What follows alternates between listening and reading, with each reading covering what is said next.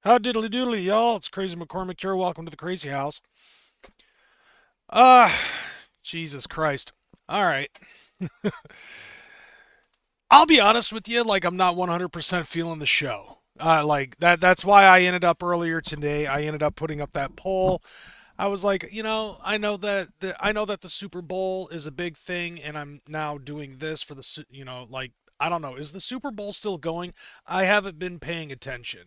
What I do know is on YouTube, I did see that there was something coming up from Turning Point USA. For some reason, it ended up popping up in my fucking YouTube feed. Uh, I didn't fully see what it was. I didn't watch that either. I was like, fuck this shit. I've got other things I've got to do. You know, Basically fucking trying to update my bookkeeping for my job and working on this shit and things like that. Like important shit. You know, not to, not to basically fucking mull over who the fuck is going to be doing the goddamn uh halftime show at the Super Bowl. And in all honesty, like I used to fucking absolutely love watching the Super Bowl just for the fucking commercials, because God forbid if the fucking Lions ever ended up being in the Super Bowl,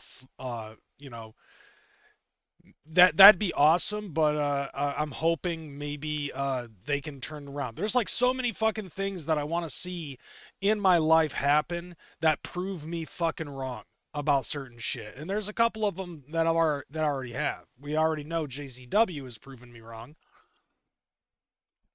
on a specific occasion.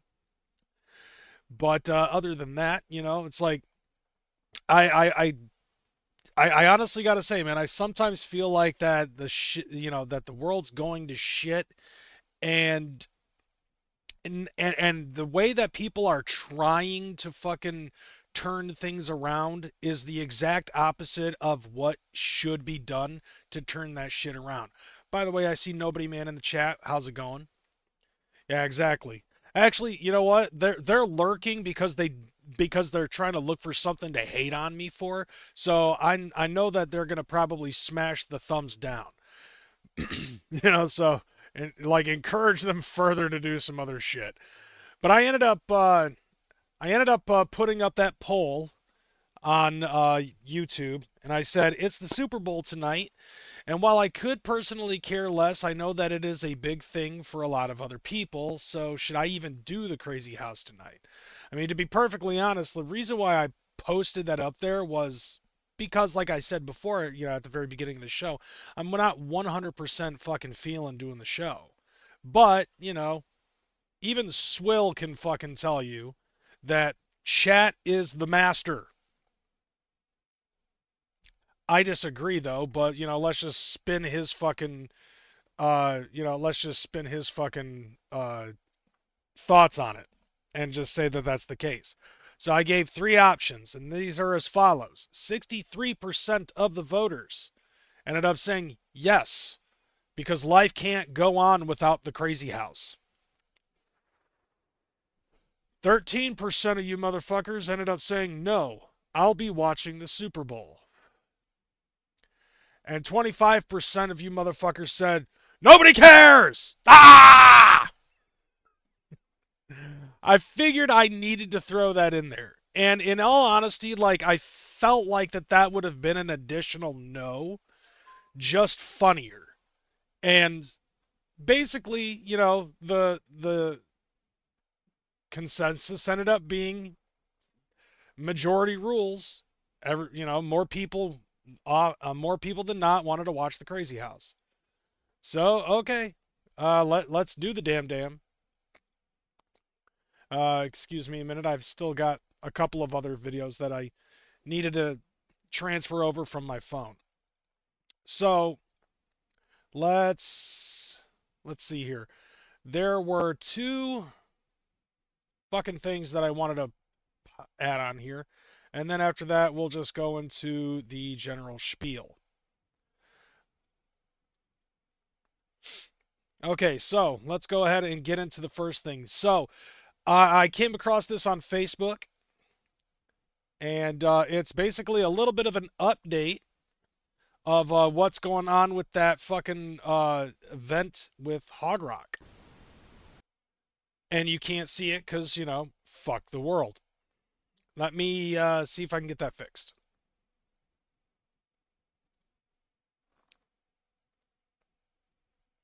There we go.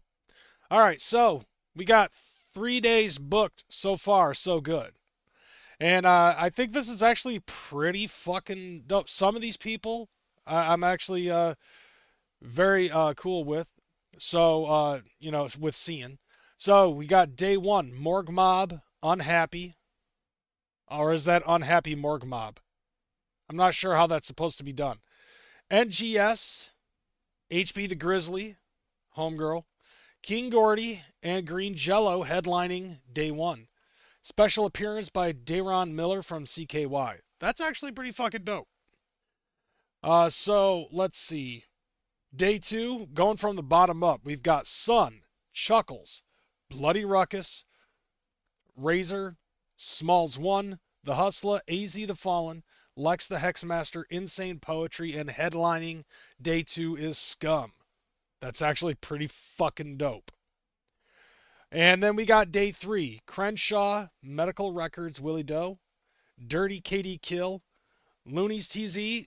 That guy ended up fucking hitting me up, and he said that it was him and Hog Daddy that's actually booking this event and doing all of the things. And they want to reiterate, they want to make it sure that it's going to be drug free. So nobody's going to fucking drug bridge is no longer a thing. They don't, like, I guess bring your own fucking weed and anything else. They just don't want you to fucking do nangs. Like, that's the only thing that they don't want, because I'm sure, because like those little canisters, you can put them in a fucking pile at some point. And it just, you got to remember, Hog Daddy's got a lot of land, and it's a lot of beautiful grassy land. And that hill, which fuck that hill, but there's nothing we can really do about that, is there? But anyways, yeah, so he ended up saying, drug free, no drugs are going to be sold at this event. Bring your own fucking drugs, I guess. ABK is on the bill, so interesting. Like, ABK, probably the only affiliated M&E artist that is up on this bitch so far. Mantra of Morta, Lardy B, The Convalescence, Esham. That's interesting because ABK and Esham on the same bill at the same day, and then we got Busy Bone from Bone Thugs and Harmony headlining day three, and there's more things to be fucking announced. So, it looks like they're really trying to go all in on this shit. Let me see. According to the flyer from last week that I posted, let me double check that flyer. All right, I'll just add the flyer onto here.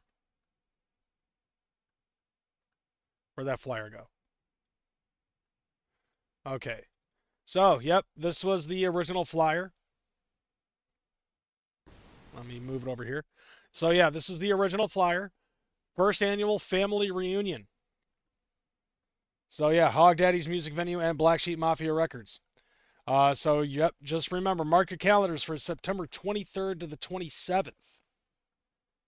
And, dope. That's going to be some dope shit. And really, like, there's a couple of other things that maybe needed to be talked about, Juggalo-wise, but I don't feel like it. Instead, I just basically want to talk about this because, like I said before, like I just came across this um, on Facebook, shuffling through all of the fucking bullshit that everybody on Facebook is spewing. In my friends list, all of these people fucking spewing all sorts of shit, and this is actually something that I wanted to fucking talk about. Because I felt like that this was a very important thing that needed to be said. All right, so I see Swill trying to do the best that he can to try to keep the peace between all these different fucking juggalos that he follows and follow him and blah blah blah. And it's like you're gonna pull out whatever little bit of hair on your head left out trying to fucking get this done.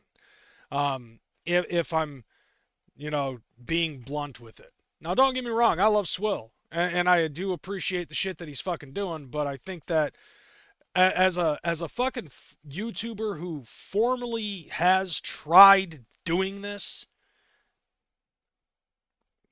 I hate to say this, dog, but I don't feel like that you got a whole lot of, like you might have a lot of dog in that fight, but at the same time, it's a fucking chihuahua barking at a moving tire.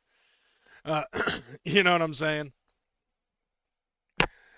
So yeah, and don't get me wrong, like I love Swill. Swill's dope. Swill's fucking growing. Swill's doing the whole fucking thing, and I love that man for a lot of the stuff that he does, and he's growing fast. He's gaining attention, and I'm for it all the way, like 100%. Like I have a different fucking pace than he does, and under no circumstances do I want to fucking try to punch down and keep him below me or anything like that. Like I want to see him along with a lot of other people in this fucking community fucking grow and expand and all of that other shit. Like I have my niche, and I'm comfortable where I am. And if I'm not, then I change it up to however it is that I'm comfortable with. And being in this fucking shit as long as I have been, I want to see more people fucking succeed. Doesn't necessarily mean that I have to fucking compete with them or anything like that. And I see Swill fucking growing. I see Swill trying his best and growing, doing the fucking thing and growing, and just the spamily era for what's going on in the YouTube Juggalo community has honestly been fantastic. But that's not what I'm saying. Like I see him like, kind of like trying to fucking lower the temperature within the Juggalo community on Facebook because I see so many fucking people saying such incredibly stupid fucking shit. I think the worst, idiotic, fucking most retarded thing that I have seen people fucking talk about on Facebook, and this is going to some of my closest friends on Facebook, is trying to fucking create that political gamut and trying to say if you are in agreement with what's going on in Minnesota, then you can just unfriend me now. You know what that fucking does for me? Nothing. Okay? I am not under any circumstances. If you are a friend of mine on Facebook and you are telling me to unfriend you over what's going on in politics, I am not going to do that. I'm not doing your job for you. If anything, what I would like to do is I'd like to say some pretty fucking incredulous shit to spite you and make you do what you want me to do to your fucking account. No, I refuse. I refuse outright to fucking do that shit. You know why? Two reasons. One, you're being a fucking pussy. This isn't some type of passive aggressive fucking baton pass to try to fuck or whatever the fuck I'm trying to say in order to try to make yourself look noble. This is false nobility. Okay? What it is it's you're too fucking pussy to do it yourself. So I'm not going to do it. 'Cause fuck you. You may be my friend, but fuck you. And secondly, in 3 years, it's not going to matter. All right? In 3 years, when the orange man is gone from the fucking Oval Office and we move on to the next person, doesn't matter what shirt or tie he's wearing, it'll all be over. Everything will calm down. Hopefully, the dopamine will fucking come down. And instead of you trying to look for another villain in your fucking main character era, you'll calm down. So if I don't unfriend you, you know what I'm saying? And all of that calms down. And you finally get a little bit of ease in your fucking life. Well, then you're going to just start acting like it never fucking happened. You know what I'm saying? You didn't miss much. What I'm saying basically is like, look, if you are one of those type of people that are trying to fucking throw out that gauntlet in my friends list on Facebook and trying to say, unfriend me and unfollow me if you don't agree with this one thing. It's like, whatever happened, we can agree to disagree. Okay?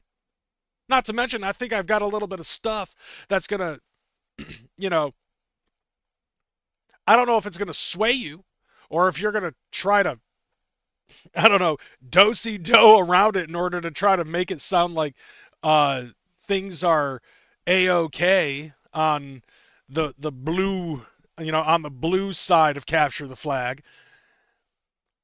But there's some fucking dumb shit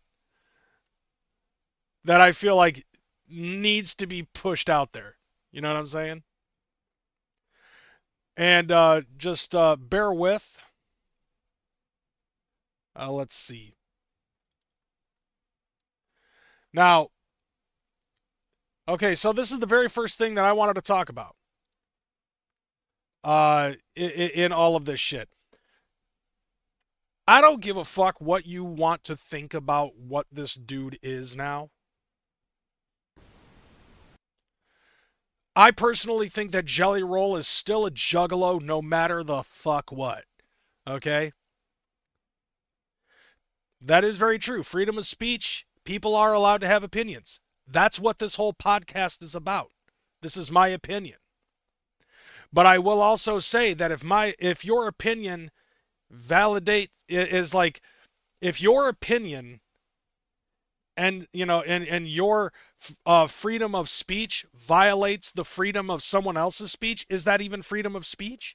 Like, is that protected speech? I don't think so. You know, it's kind of like, you know, if you bombard a fucking church to scream about the immigrant and customs enforcement and accuse the pastor of being an agent of said agency when they're trying to fucking do the second or third decade, okay? Your freedom of speech is violating someone else's freedom of religion, which is also protected under the First Amendment. And this man, like I said, still to this day, I don't give a fuck if he's doing country. This motherfucker is a juggalo. You ask him to do a fucking free set at the Gathering of the Juggalos, like headline a night or even fucking be on stage, he'll be down for it because this dude is a juggalo. And I love the fact that this man ended up winning, what, 2 Grammys now? Like, he won 2 Grammys this year? And I felt like that this speech that he fucking did was very fucking powerful and very fucking meaningful. Because it was an incredible antithesis of everything else that everybody else had said. Here we go. I know they're going to try to kick me off here, so just let me try to get this out. First of all, Jesus, I hear you and I'm listening, Lord. I am listening, Lord. Second of all, I want to thank my beautiful wife. I would have never changed my life without you. I'd have ended up dead or in jail. I'd have killed myself if it wasn't for you and Jesus. I thank you for that. No, I love that. Like he right off the rip gives fucking props to Bunny. She's beautiful, by the way. And like that woman changed that man's fucking life. I thank you for my label, Broken Bow, Country Radio, baby. What's up, dog? Oh, Republic, John Manili, we did it, baby. There was a time in my life, y'all, that I was like what he ends up saying in this shit. Like what he ends up saying in this fucking shit, like is straight from the heart. Like this is not even a fucking like rehearsed speech. Like this is coming straight from the heart. What he's about to fucking say. I was broken.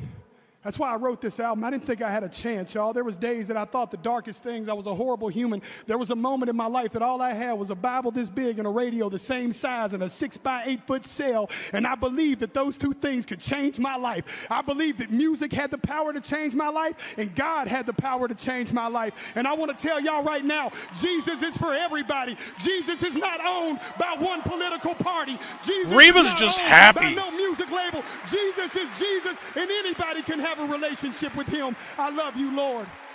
Now that is honestly like probably the ballsiest fucking thing that anybody said at those Grammys. And like the dude is just like openly religious about this shit. But like think about this, okay?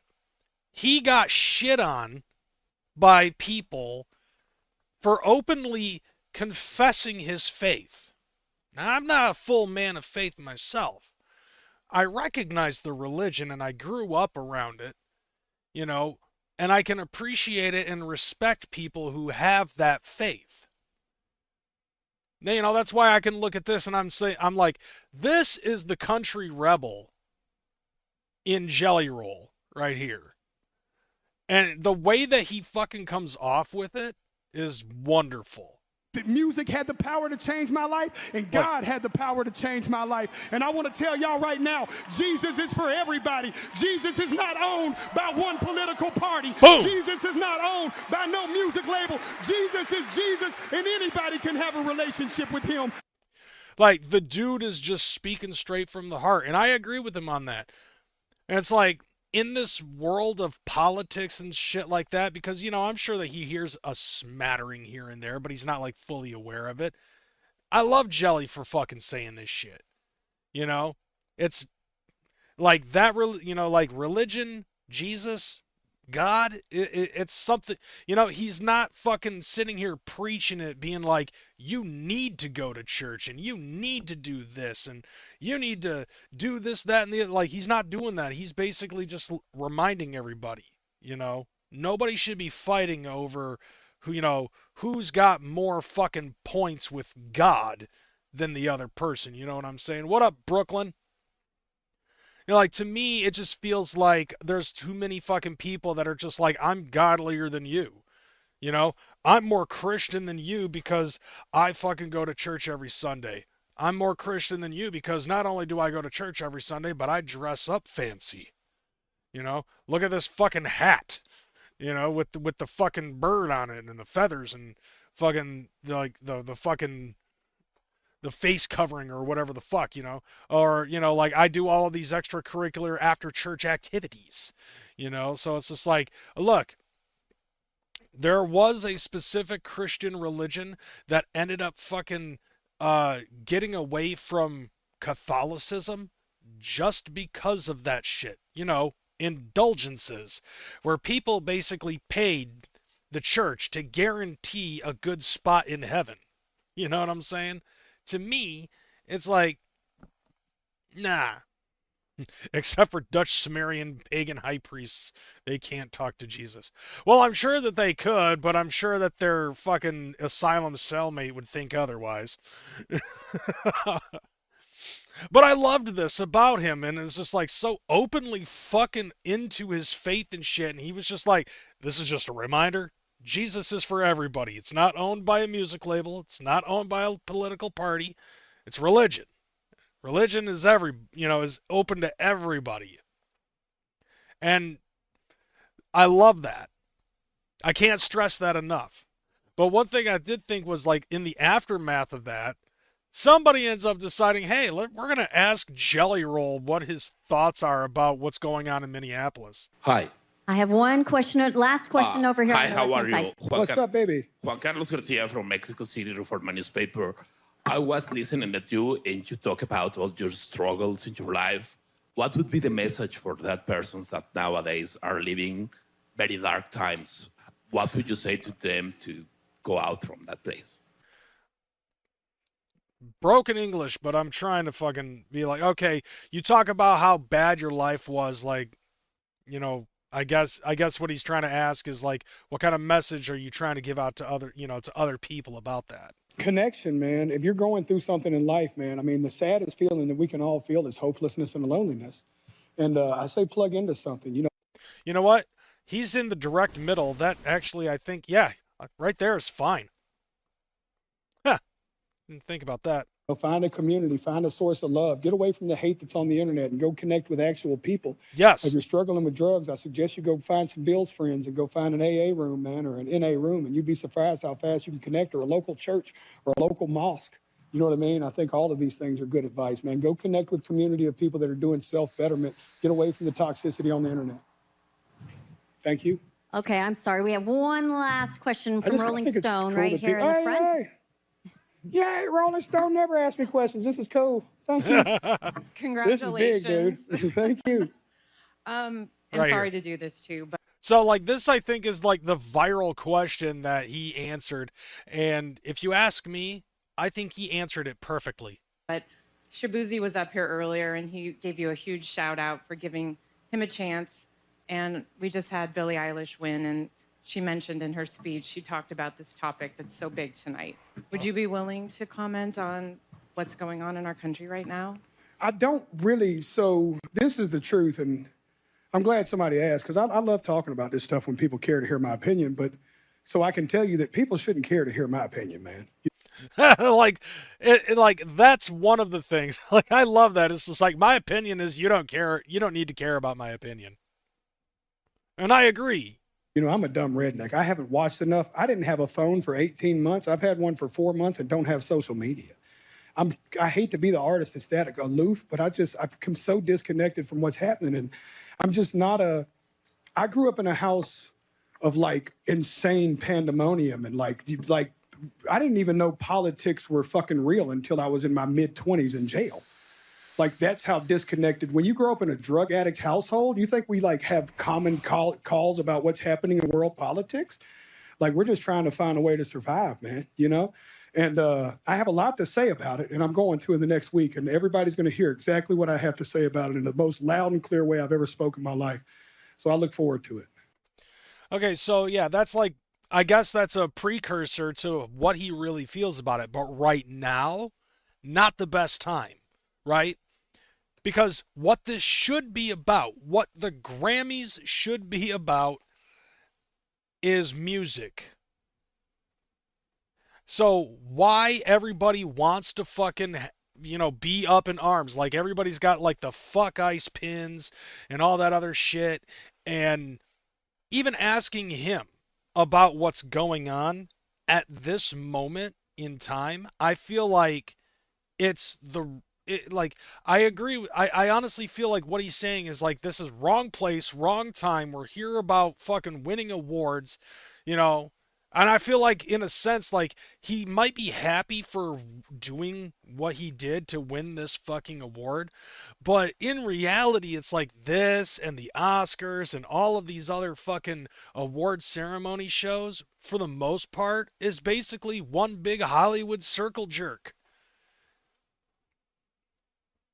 Like, what was it? The Golden Globe winner? You know, like, what was it? Yeah, like South Park ended up winning what, 5 Oscars or 5 Golden Globe Awards or some shit like that. That those things don't mean a fucking thing to them.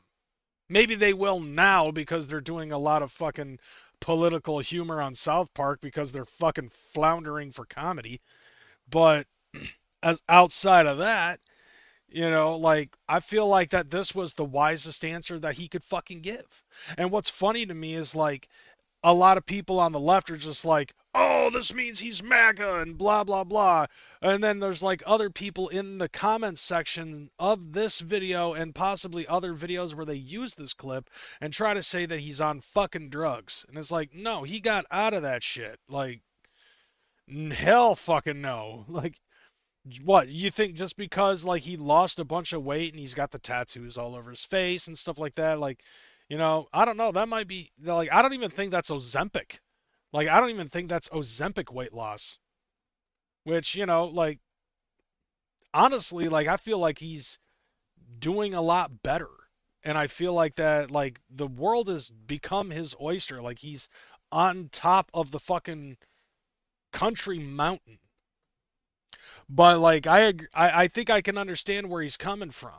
It's like when you are growing up in a drug-addicted household, that's all people fucking talk about, think about, shit like that. Like, politics is irrelevant because you're living in a fucking household that does a lot of fucking illegal shit already as it is. What the fuck do they care about, who the president is and, what executive orders they're trying to enforce and all that other shit.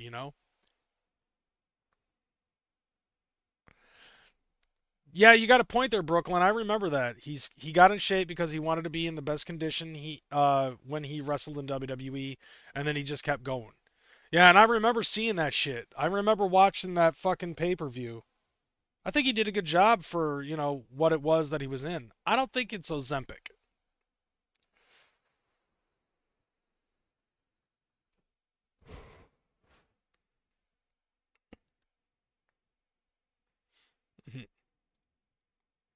But yeah, so like at some point I think he walks off and then he tries to walk back on and I'm like, what the fuck?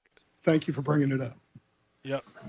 Thank you very much. Thank you and congratulations on all the wins tonight and for coming back here and answering questions for us. Thank y'all. Bless y'all. So like he walks off and then he walks back in and he's like, you know what, motherfucker?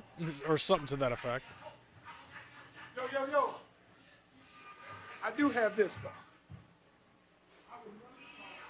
But like you can't hear what he's fucking saying, but you can watch his fucking ASL interpreter fucking doing the like all the sign language and shit like that. I don't understand. I don't know ASL. So like at this point I think it was just like, okay, he's kind of just saying it off camera.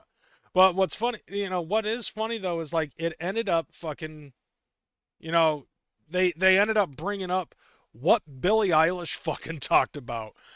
And that shit, that shit, dumb fucking shit. This, like, to me, I'm like, okay, you dumb fucking bitch.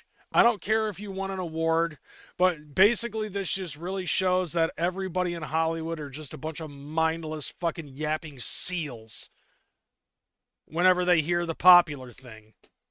Here we go. Thank you so much. I'm not even a second in. You can see like she's a little bit nervous. Like I feel like she's a little bit nervous with what she has to say on this. Thank you so much. I can't believe this. Everyone else in this category are so amazing. I love you so much. I feel so honored every time I get to be in this room. And as grateful as I feel, I honestly don't feel like I need to say anything, but like, look, she's like thinking about it. She's like, how do I fucking get over on this crowd? No one is illegal on stolen land. Now watch her reaction. Oh yeah, Sabrina Carpenter with her empty, fucking brainless, dopey-eyed look looking at Billie Eilish. She has this look on her face like, I'm going to be on the Muppets next week. Fuck off. All of you. Mindless fucking maggots. Like, and then she's looking at it. He's looking at him like, did I do right? Did I do it right? Did I do good? I did good. Yay! I'm getting a milk phone after I get off stage. Like a good fucking dog. Like, I'm so proud of myself. I made the whole place clap. Yay!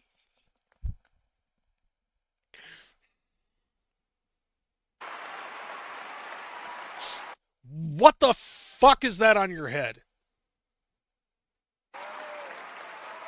And The follow-up of this. yeah, it's just really hard to know what to say and what to do right now. And What? It's over.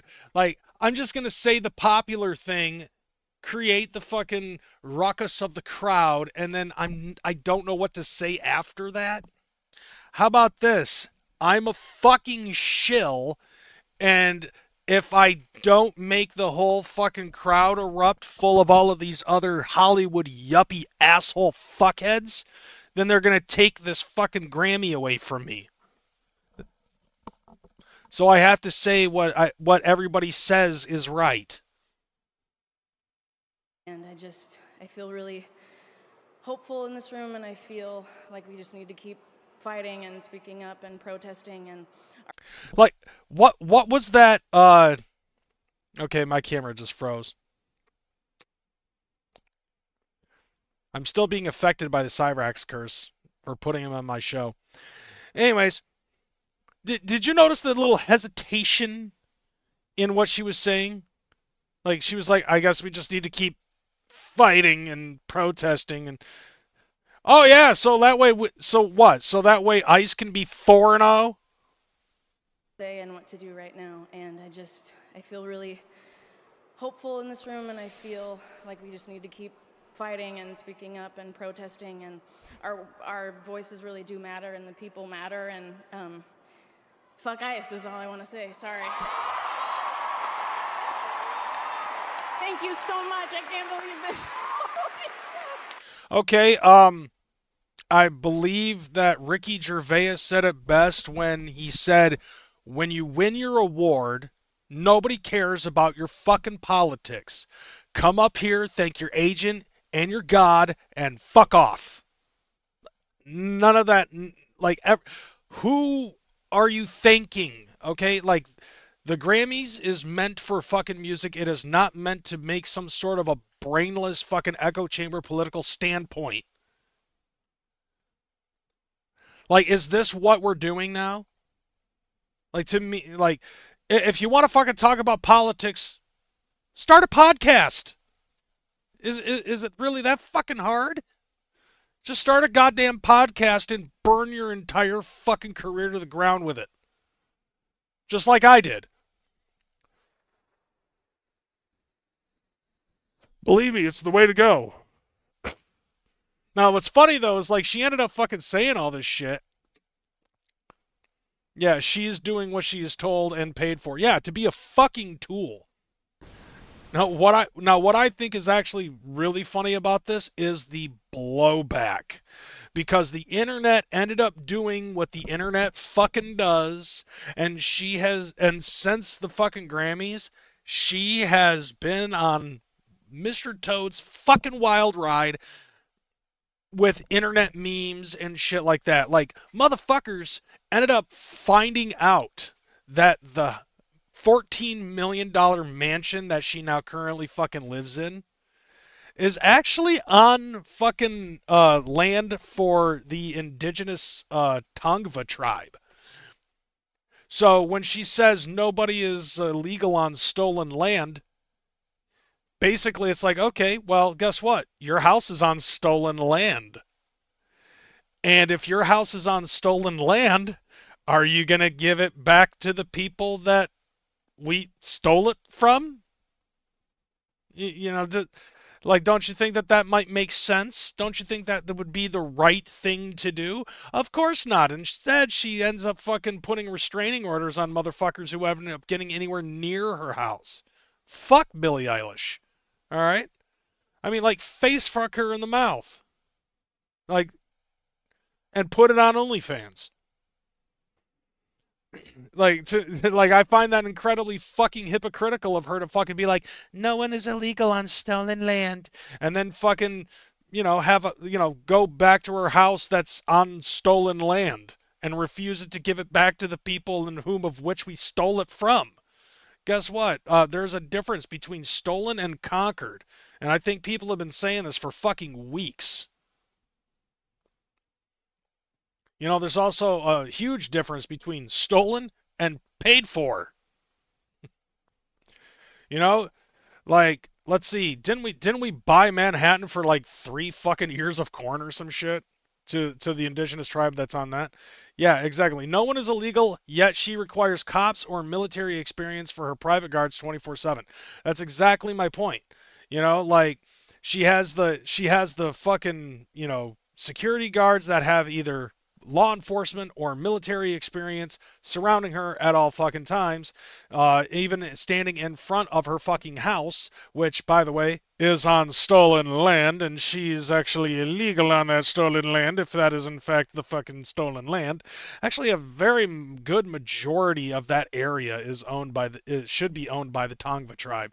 And what ends up happening is that, like, I think it was like some fucking Sinai law firm or Senai law firm ended up saying that they would be willing, more than willing, to help her relocate since her house is actually on stolen land. And not only would they be willing to do that, but they'd be willing to do that for free. Pro bono. Paperwork is already in the works to have a 30-day eviction notice so that way she can give the Tongva tribe back their land. How nice is that? Isn't that nice?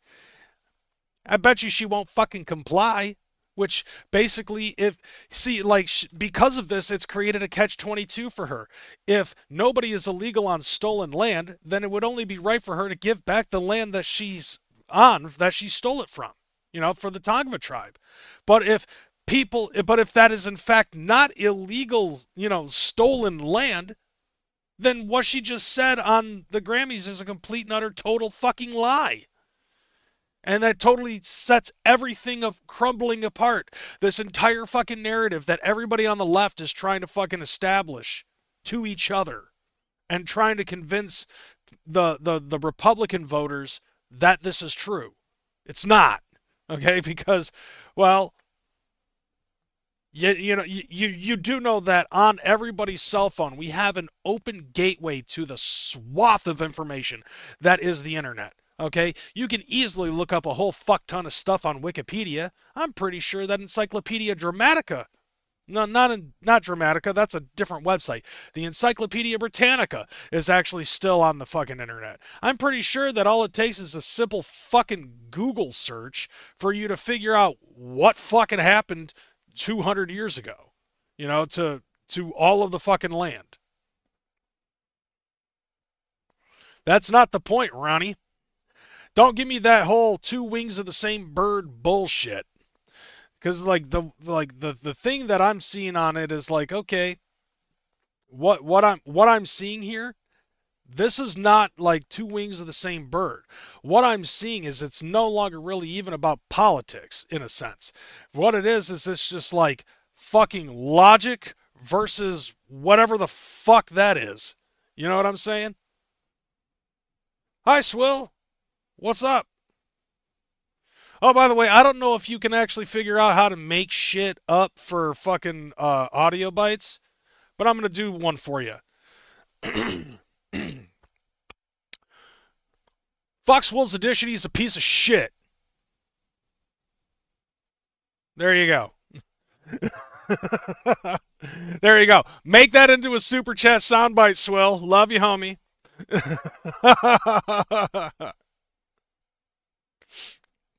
Actually, you know what? Let me try this again. All right, let me try to do this again. All right, you ready? Fire up your DVR. Hey, what's up? It's Crazy McCormick. I just want to say, fuck Swill's Edition. Him and Wrath are pieces of shit. Fuck you, asshole. There you go. Make that a super chat notification for yourself, homie. Ugh. I swear to God, we all need to fucking do that shit where it's just like random fucking people from all over the YouTube Juggalo community. Fuck calling it the Juggalodium. It's the YouTube Juggalo community. And we all just say fuck X person and that person, and we just have random fucking super chats. It's like if we love each other, we're fucking with each other. You know what I'm saying? All right. So, all right. Do I continue to talk a little bit about politics, or do I just move on to the next thing just so that way we can keep Swill in my chat? Because there was one last thing that I wanted to fucking throw out there, because I just thought that this was just like one of those most incredulous fucking things. No one knows what you're saying, Buzz. All right, so we'll move on to that. You know what? I'll save the last couple of things for the main fucking event. All right, how about that? And then that way Swill can go to bed early so he can get up and so that way Swill might possibly be able to miss out going to a fucking all-you-can-eat buffet in the morning. Anyways, yeah. So, dude, I wanted to do a little bit of a fucking throwback. So, the reason being is because. Why are you gay? I'm not watching the game because I'm gay. Why are you gay? Who said I am gay? You are gay. All right, so I don't know if you guys ever watched this fucking video, but I thought that this was one of the dopest fucking things I've ever seen when it concerned, like, you guys ever watch The Voice? Okay, so like this is an older video. This is about 6 or 7 years old. But it's still one of the dopest fucking things on The Voice ever. Ever. And I just wanted to fucking come back to it. So if you don't know who this is Stephanie Stuber. All right, and she ended up performing and being on the German version of The Voice. But just listen to the way she fucking sings, because it's just, and the reactions that everybody gives is just fantastic. I love anytime that this pops up in my feed, I'm watching it because of how awesome it is. Okay, so Sarah Slam been in the studio, but she ain't no Stephanie Struber. Oh, so yeah, give it a second.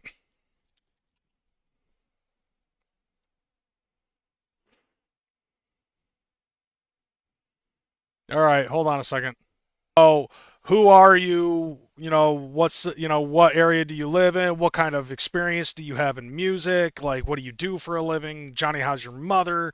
That kind of shit. But what's really cool is like they end up asking her at some point or another, like, what it is about like her, how she was able to go from the fucking like the fry scream and then just fucking switch over like she did, and does it hurt and all that other stuff. Like, they start asking her about that, and they end up explaining that like with this show, like, they don't come across very many fucking people who do metal songs, and the ones that do never really fucking go through with that level of extreme. And it's like females don't in Germany really don't get into that all that much, but metal music is a huge fucking factor in Germany. Like, talking about Rammstein as a prime example, like, those motherfuckers are practically fucking gods in Germany, you know what I'm saying? Now, like, what they ended up saying is just like, okay, well, can you do softer music? And they didn't believe that she could. So two of these guys ended up coming up with different, and sang with her and expected her to try to harmonize. Fucking fresh, because, like, dude, that's on some fucking Wilson Phillips level of just automatically fucking getting that harmonization going. this dude's like in like one of those fucking, you know, like 90s college 2 lines of harmonization, but it sounds so fucking perfect and on point. And that was basically the thing that I kind of wanted to share, because I was like, this is a side of Stephanie Stuber that I did not see in the past. And I guess like a couple of months ago, she ended up actually making a full music video of her singing this exact same fucking song. Like, she ends up doing a cover of Ghost Walking by Lamb of God. Should we watch that? Like, I should try to see if I can find that and fucking we can watch the actual music video.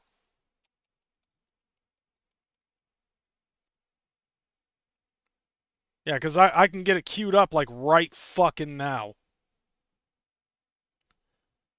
Like, she legit made a full version of that fucking song. Yeah, 2 months ago.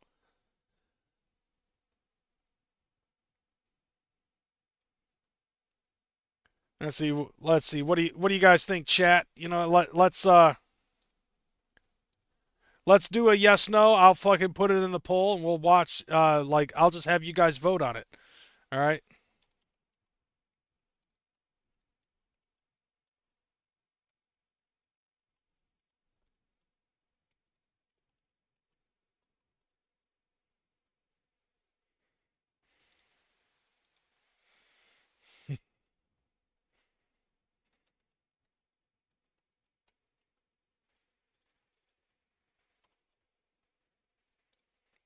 All right. There we go.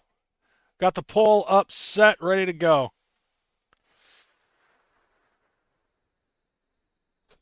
Ugh. All right. Basically, I just throw the third version on there just for the sake of a throwaway vote. All right, let me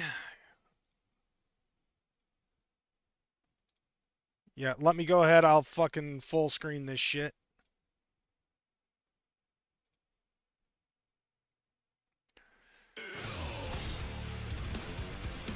Okay. Yep. There you go. You heard that part. She fucking kills that shit. All right, where are we at right now? Oh, hell yeah. Let's try to get some more votes in there. In the meanwhile, I guess let's just watch some other shit. Cause like we do have we got 2 fucking movie trailers that we can watch, and also there is a video game trailer for the upcoming WWE 2K26. And it's actually pretty fucking dope looking. Like, it's Wade Barrett fucking talking about all the cool shit. So, okay, here we go. Right then, I am Yes. WWE Just keep, we're voting on ladies that. and gentlemen. You're voting on whether or not we watch Ghost Walking by Steffi Stuber, the official music video. In the meanwhile, we're fucking watching this. So this basically is, like, you guys know I'm a video game fan, I'm a wrestling fan. This works for both fucking pieces of my life. And we get to hear Wade Barrett fucking yell at us in fucking crumpet. So here we go. I have some good news. WWE 2K26 has gone all out. Yeah, everybody all wants the to see that action, Stephanie all the Vaquer moves chaos, right there. And all the drama of WWE to life. Now, I bought a physical copy of 2K25, never played it, but like this comes out next month. Digital release I think is on the 5th, and then the physical release comes out on the 13th. All right, so we're talking about some of the newer fucking matches that are going to be coming in. Start with the new match types, like the dumpster match, which is exactly what it sounds like. Beat your opponent down, toss them in the dumpster with the rest of the rubbish, and slam the lid. Well, that's your fault for fucking live streaming my shit, David. A fitting end, and frankly, it's where some of the WWE roster belongs anyway.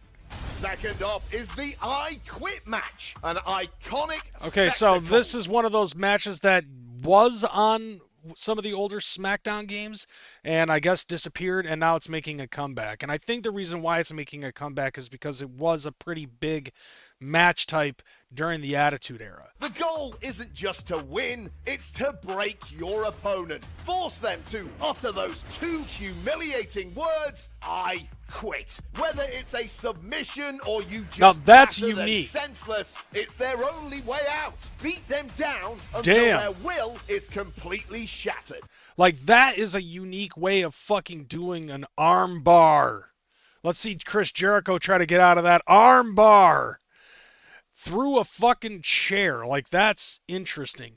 Now, one of the things that I love the most about doing a fucking I Quit match is just beating your opponent senseless with the very same microphone that you would shove in their mouth to make them say I quit.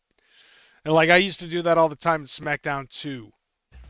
Next is the grueling 3 stages of hell. Word. This is a best 2 out of 3 fall series featuring 3 different match types that you decide on.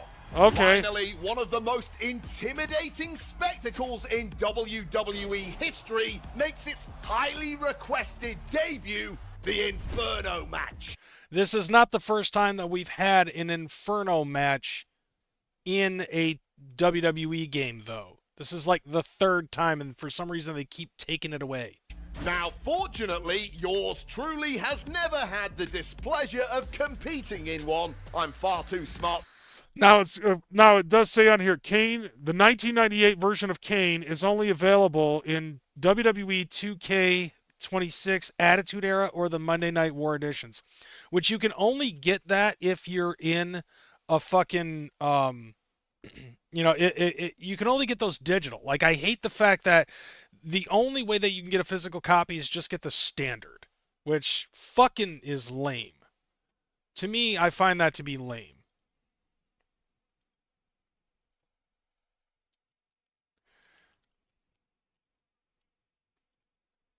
Which, by the way, speaking of 1998, I don't know if you guys know this, but that was the time, that was the year in 1998 when Mankind got thrown off the, when Undertaker threw Mankind off the Hell in the Cell, and he went through the Spanish announce table. Do you guys know that? All right. And by the way, I don't know if you know this, but Kane was running for mayor. Like, I found this video. You should probably check this out.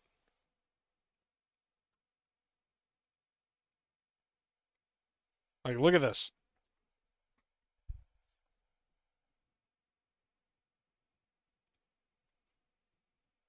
Yeah. Funky shit, if you ask me. Hi, my name is Glenn Jacobs, and I'm running No shit. for mayor of Knox County. Is that in the Kane? State of Tennessee. Dude, that's fucking Kane, dude.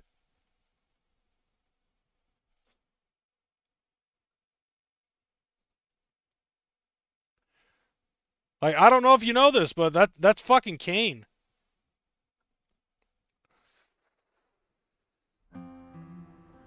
Hi, my name is Glenn Jacobs, and I'm running for mayor of Knox County here in the great state of Tennessee. No shit, In that's my fucking career, Kane, dude. I've been blessed to travel all And over he's the wearing a world fucking and see suit. all the great communities that our country has to offer. But in my opinion, Knox County is the best place to live, work, and raise a family. 22 years ago, I met the love of my life here in East Tennessee. That's the guy that let Shane's balls. That is Kane, dude. It's fucking Kane. And he's wearing a fucking suit. Like, why is he wearing a fucking suit? We decided to make this place our home and to raise our family here. Every day I'm thankful that we made that decision. But anyways, yeah. I mean, like, that totally reminded me of that time in 1998 when The Undertaker threw Mankind off the Hell in the Cell and he went through the Spanish announce table. Like, you guys remember that shit? Epic fucking shit. Anyway, back to this. For that, but you can go ask Kane what it's like. Oh, look, it's The Undertaker in 1998. This was like right around that time that he threw Mankind off the Hell in the Cell and he went through the Spanish announce table. The ring is set ablaze, and the objective is simple. Set your opponent on fire. As the match progresses, the flames get hotter, more extreme, so be careful because big impacts will stoke those flames even further. Oh, yeah. Right. Nothing is more American than fucking fire and setting someone on fire. Like Kane, who, by the way, don't know if you know this, but Kane is running for mayor of Knox County, Tennessee. Look. Hi, my name is Glenn Jacobs, and I'm running for mayor of Knox County here in the great state of Tennessee. In my career, I've been blessed to travel all over the world and see all the great... Dude, that's fucking Kane! But in my opinion, Knox County is the best place to live, work, and raise a family. Like, and he's running for fucking mayor.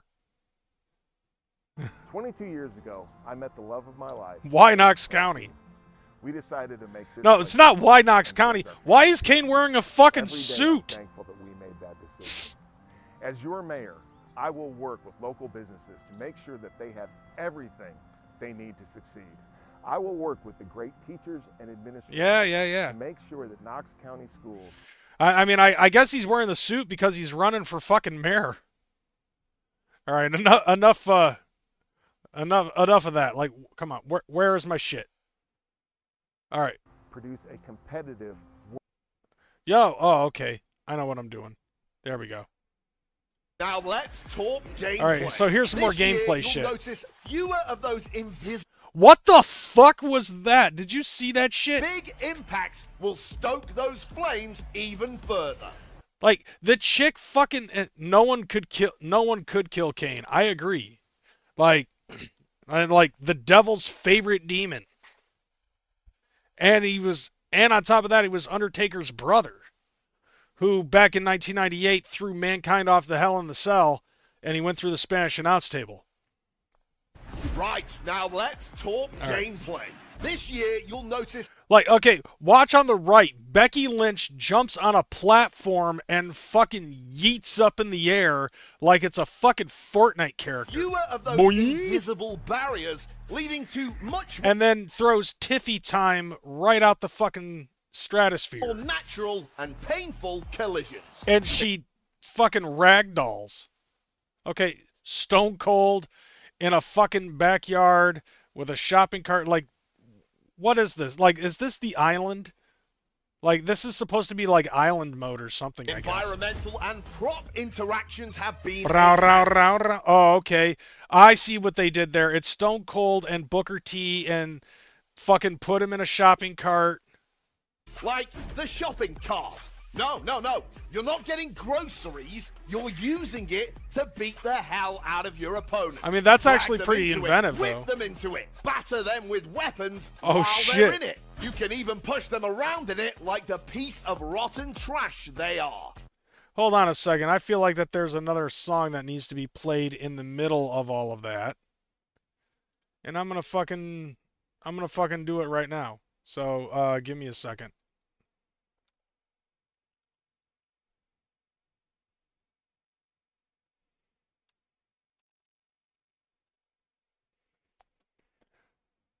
Let's go back to the shopping cart opening here.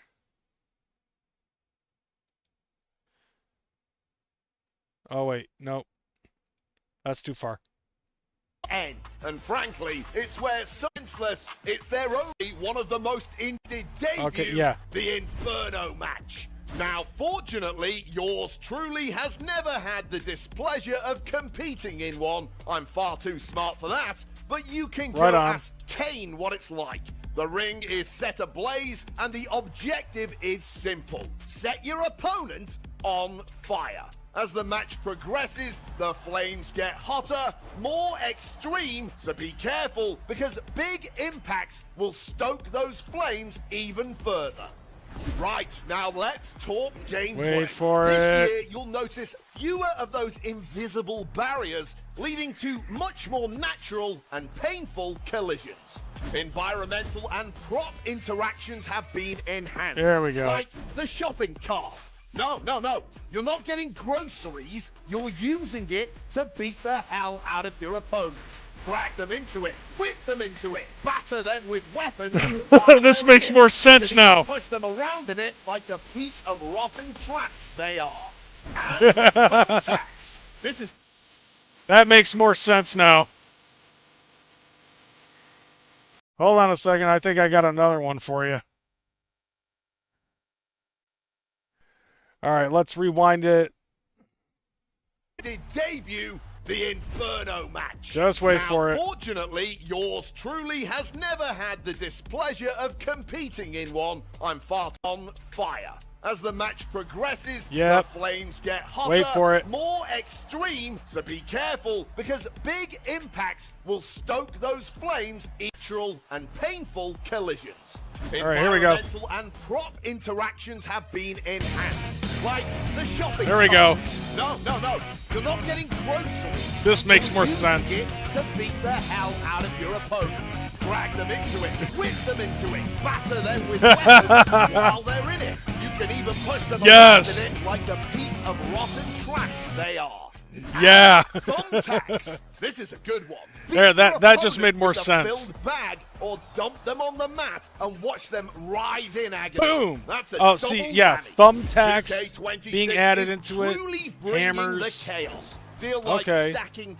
Like, dude, they just basically, they took what was in backyard wrestling and just threw that on the back pile of this fucking game and just made it so that way you can do more fucking deathmatch shit. Excuse me for moving around so much, but fuck, my chair keeps falling down. Tables? You can do that. Look now. at this. You can Stack double 2 up. tables.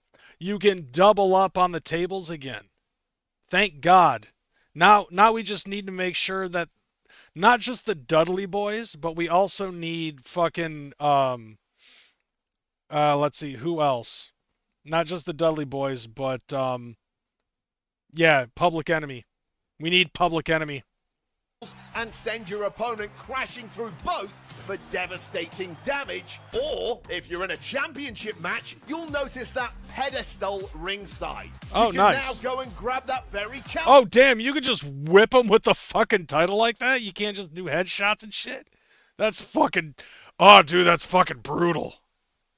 That is absolutely fucking brutal. And use it as a weapon. You can How's just about whip that for a motherfucker. shot? Along with new props. What the fuck is the Sword of Eternia doing in the WWE? Combat. Like, She-Ra, She-Ra, da-da-da-da-da-da-da, Alexis She-Ra. Bliss. Outside the ring is getting far more lifelike and chaotic. Oh, Crowd good. and barricade fighting has been expanded. Jump into the crowd. Bro, dude, that right there is an absolute fucking dream match. Dude, Rhea Ripley versus China? Holy shit, that would be dope. With more freedom available in more match types. You can even strike and grapple on top of the barricade and use that momentum to launch an aerial attack. And Oh, during dude, matches, fresh. keep your head on a swivel because there are now triggers. Say his name and he appears. I believe in default, man. For surprise attacks. It opens the door for the kind of chaotic That's actually ambushes fucking you see interesting. every week on SmackDown or Raw. Whenever you say his name and he appears. Player control takes a huge step forward. Okay. We're introducing start of match actions. This helps create and build the storytelling before the bell. Oh, you can nice. draw energy from the crowd, offer Okay, a yeah. handshake.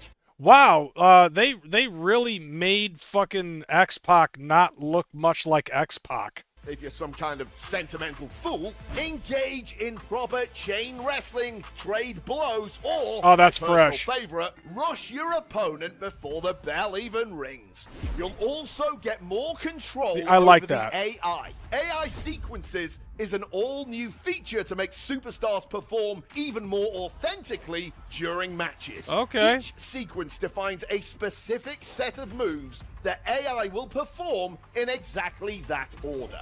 In Create a Moveset, I like that kind of a bulldog. That's actually fucking dope. You can fully customize these sequences and even create your own. And your rivalries? Well, they're getting spicier too, extending into play now and exhibition modes. With this enabled, your matches will have lasting consequences. Relationships will influence what happens, and you'll see universe-style cutscenes occur based on your actions. Yeah, which is almost, you know, that's almost similar to the type of shit that they used to have in WWE No Mercy for the Nintendo 64. Like, you could set it up so that way you could have major feuds with other wrestlers, and even in regular exhibition mode, you would have fucking run-ins happen, which was pretty fucking dope. Presentation also has had a massive boost. And why? Because you've got a new commentary team. You've got Michael Cole, Booker T, Corey Graves, and most importantly, the voice of reason and intellect, me, Wade Barrett.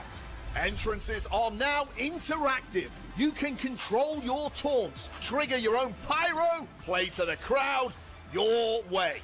You'll feel the energy of the arena. You'll even feel like you're in gorilla position with more camera control. That's actually more dope. Referees and a new broadcast mode. Hey, as long as they've got little Nate, I'm fucking happy. Every single angle looks like it was pulled directly from a live WWE production. Okay, so they've done a major fucking overhaul on this game. More narrative control and oh, they got Abyss as a playable character. And revamped combat. This is, without question, WWE 2K at its absolute best. I'm fucking liking what I'm seeing. WWE 2K26 today and step in the ring on March 13th. Yep, and I think you can get it a week earlier if you get the digital version. But I think not just any other digital version. Like, you have to get like the 3rd or 4th tier. All right. Like, I'm pretty fucking happy with that shit.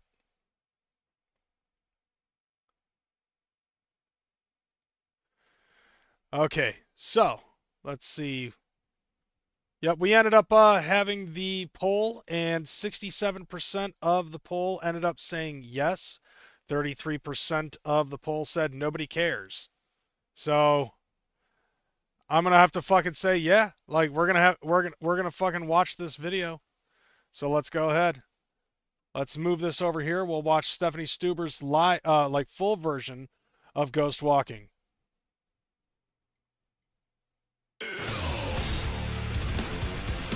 All right. This better be fucking awesome. Like, not just some in-studio shit though. Like, I'm not a big fan of like a whole lot of in-studio shit.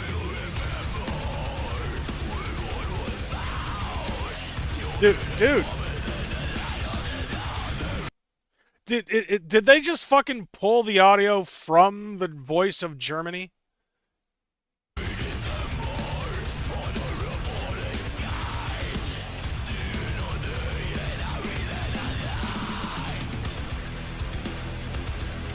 She's wearing the same fucking shirt, too.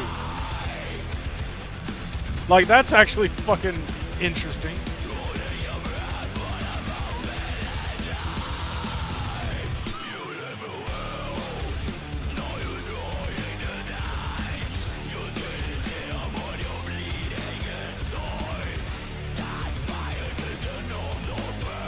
Okay, yeah, she's definitely fucking killing it. Change up. Oh, yeah. Oh, they kept the fills and everything.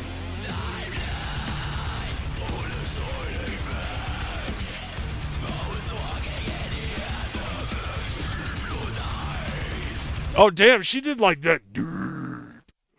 She did that deep vocals. Holy shit.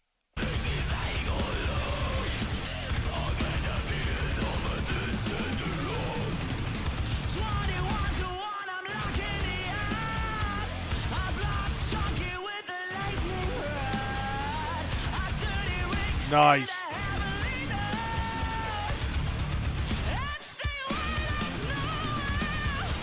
Oh, yeah.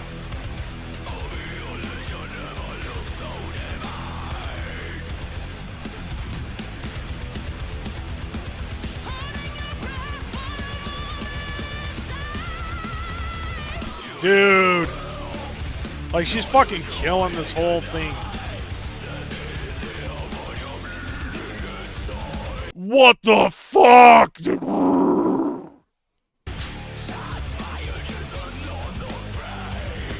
Like, she's owning this fucking song.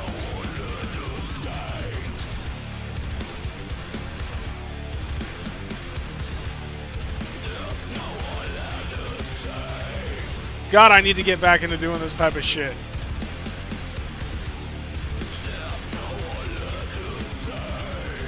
Like, the way that she does her fucking scream is just fantastic.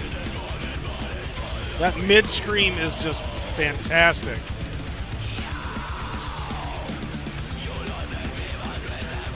It just, man, this just sounds fucking crisp.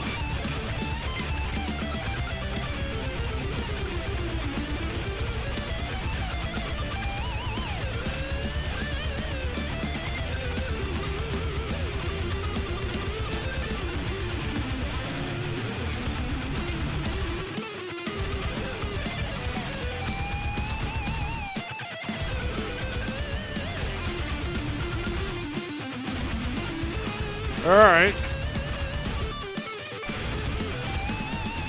Yeah.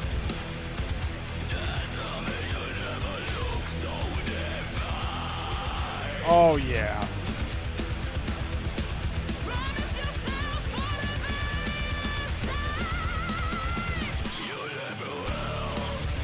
Oh, she messed that up a little bit.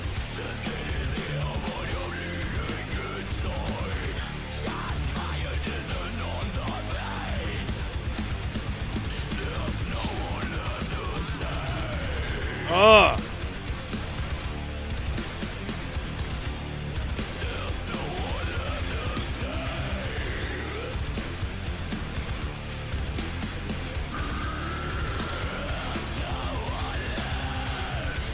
See, like, for me personally, like, I was never trained to be able to do this type of stuff. It just, like, at some point, it ended up fucking coming to me naturally. And then I couldn't stop doing it until I stopped doing it. And now it's, like, so hard for me to get back in. It almost feels like I have a callus on my vocal cords or some shit.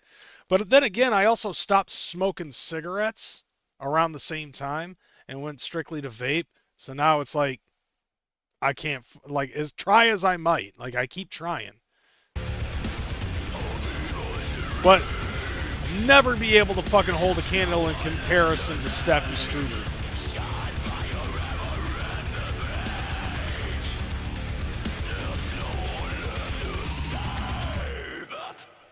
Bro! Like, she fucking killed that shit. Like, no lie, she fucking killed that shit. Like, I'm surprised, because I followed her when I first saw that Voice of Germany shit, and I found her fucking YouTube channel. Yeah, like, dude, this is one of those things, like, I wouldn't even say it's a fucking guilty pleasure, but I love listening to females in metal. Like, whether it's this chick, Arch Enemy, Kitty, a lot of the fucking Japanese metal bands that I got into over the last 5 years. Like, fucking so, like, there's a lot of underappreciated female vocalists in metal music, I honestly feel. Like, in this country. Like, outside, it's like, Tarja Turunen is a fucking goddess. You know? Morgan Lander is a goddamn siren. And then you got those Japanese girls in Hanabiya. Fucking, this chick in Germany. But yeah, dude, like, this was some fucking dope. Like, I remember seeing clips of this shit when it first fucking aired. And they started pushing this shit here in the States. Like, it was just phenomenal to watch. But yeah, dude. So anyways, yeah, so we got this coming up. And let's see. Let's see what's next. This one.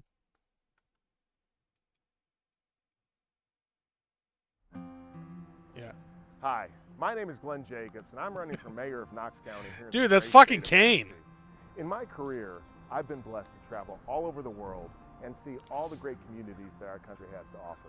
But in my opinion, It's fucking Knox County Kane, dude. is the best place to live, work, and raise a family. Now, I don't know if you know this, but he 22 was years running ago, for I mayor met the in love of my Knox life here in County, East Tennessee, We where decided he to make lives. this place our home and to raise our family here. Every day I'm thankful that we made that decision. Yeah. Like, my only question about all of this, though, is, like, why is he wearing a fucking suit? Like, he should have fucking came out, like, wearing his outfit. So why is he wearing a suit?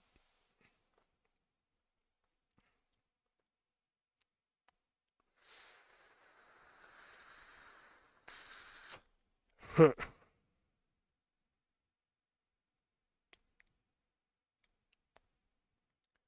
right, so let's get out of this. We'll go on to the next video. So this this next video is a trailer that they played during the Super Bowl for Scream. Now, obviously, I don't care about the Super Bowl, but I do care about some of the commercials. Like, I think my last favorite commercial that I saw that was Super Bowl-esque was a Dos Equis commercial, and the only reason why I liked it is because Jeff Bridges played the dude. But now we have Scream 7, full-on fucking trailer. Hello, Sydney. So this I find interesting, though. I'm gonna make everyone you love suffer. Okay. While you watch.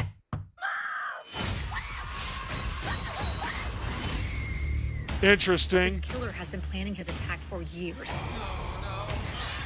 Your daughter, Tatum, is the same age that you were when this whole thing started. Oh, yeah, she's back. This isn't gonna stop unless I stop it.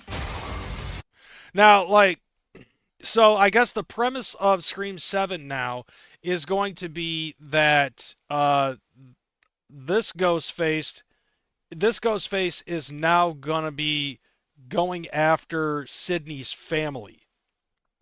I saw some other trailer on TikTok, and I was like, yeah, I think I have an idea of who the fuck it is. Where is my daughter? This is gonna be fun. That right there is the dead giveaway. Like, I feel like that's the dead giveaway. I would think. You know what I'm saying? Like, you hear that fucking voice, right? Does that voice not sound familiar? You know? Like, go back to it. This isn't gonna stop unless I stop it. All right. Where is my daughter? Listen to it again. This is gonna be fun. Like, come on. Who the fuck do you think that is? You know what I'm saying? Like, dude, like, that voice to me is a dead giveaway of who it is that's going to be the fucking killer. And not to mention, I ended up seeing one other thing I saw, like, Googling this movie and shit, but apparently, like, Dewey's making a fucking cameo, even though he's dead. But then again, in Scream 3, we did end up seeing Jamie Kennedy's character fucking come back via video to explain, you know, like, in the third movie of a series, like, all bets are off. Like, even a main character can fucking get killed. But, like, just, dude, that fucking voice. I feel like that voice is the dead giveaway of who Ghostface is. Like, you can't not tell me, like, it's not who I think it is. Go ahead. If you think you know in the chat, like, if you know your Scream history, fucking tell me in the chat who you think the Ghostface killer is going to be this time. Scream. Only in theaters. Tickets on sale February 9th. This is it. Can't believe we're staying at the Psycho Killer B&B. Oh, that's so cool. It's a motion detector. Yeah.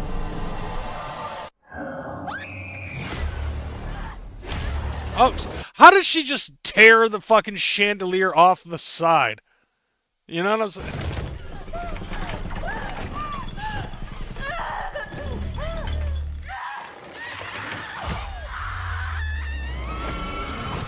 Oh, damn, that sucks. Hello? Hello, Sydney. Did you miss me? Nice little town you found. You and your pretty daughter. Reminds me of where we grew up. Well, you sure know a lot about me for another asshole hiding behind a voice changer. Oh, I'm not hiding, Sydney. Oh, shit. Not this time. Oh, snap, son. Down to the end.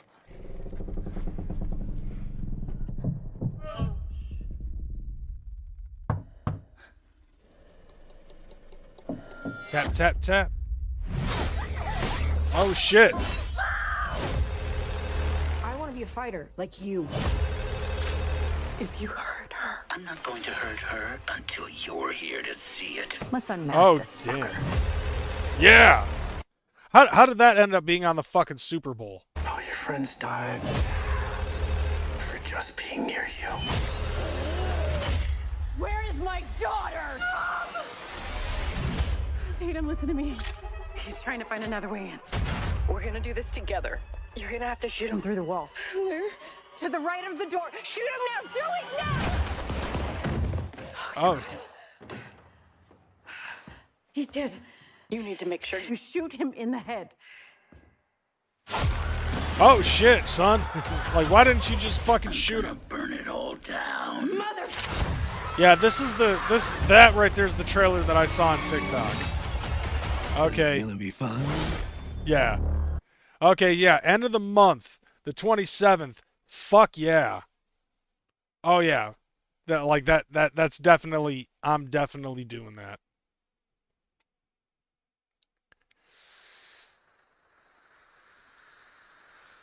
All right, we got another one here. All right, this is another fucking movie. Now, we ended up seeing the one from last week, Masters of the Universe. Now there's a Super Bowl trailer for it. We're watching that one too. Look at that shit. Right off the rip, it's just like CGI. But fuck it, it's fucking He-Man. Dude. The origin story. Take the sword. You protect them. Okay. Okay, show me a better picture of Evil Lynn. Oh, hell yeah. Masters of the Universe. Only in theaters June 5th.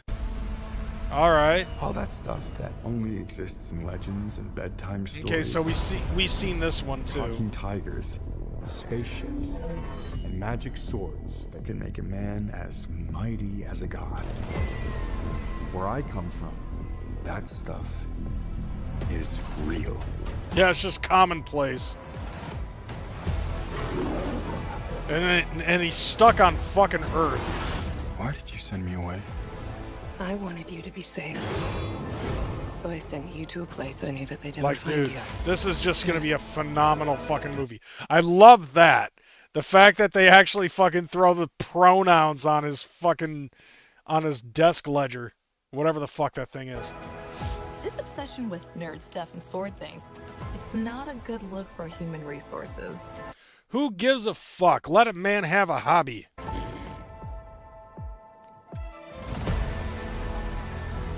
I know it sounds crazy, but that sword is gonna show me the way home.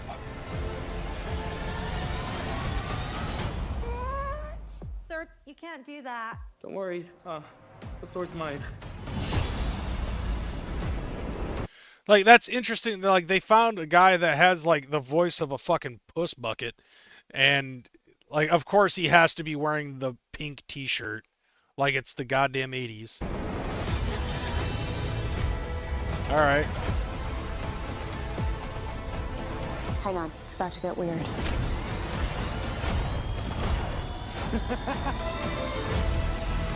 Finally, he gets to go back to Eternia.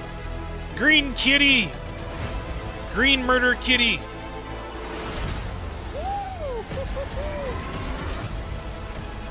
What am I supposed to do? Yeah. Okay. Protect them.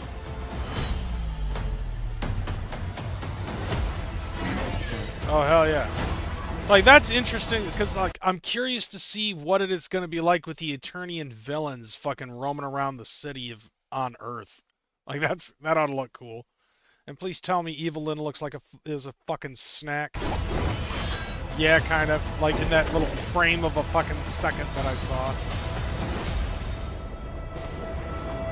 Do it. I have the power! Bro. Yeah. I wonder how long it took for him to fucking, you know, like learn how to fucking wield that sword.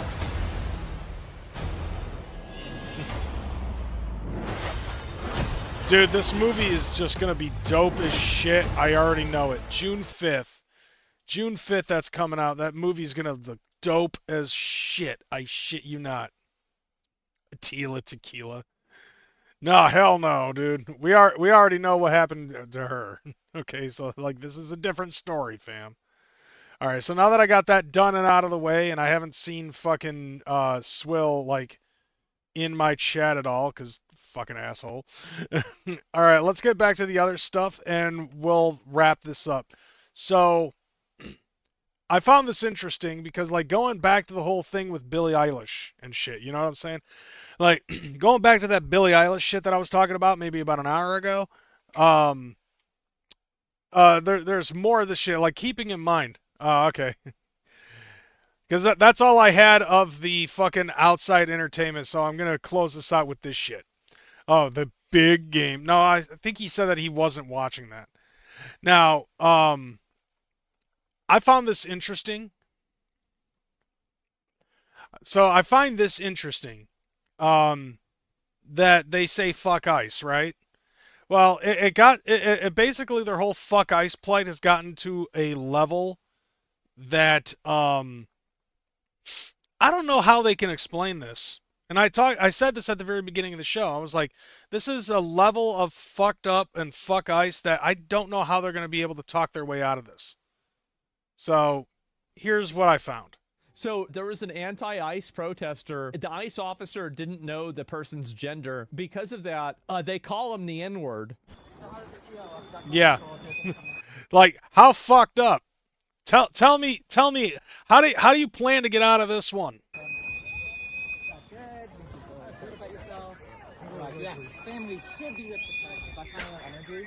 Like, what the fuck kind of question is that? All right, that you're gonna ask an ICE agent. So what was his response to that? Like we should rip people apart from their families? Are you a man? Wow. That question? Like, and on top of that, the ICE agent is very proud of himself for fucking triggering the left in this fashion. Wow. Nuclear. And they replaced the N-word with the word nuclear. Got him. Asmongold is my spirit animal. For real, though. Sir, I need to move your house. Nuclear.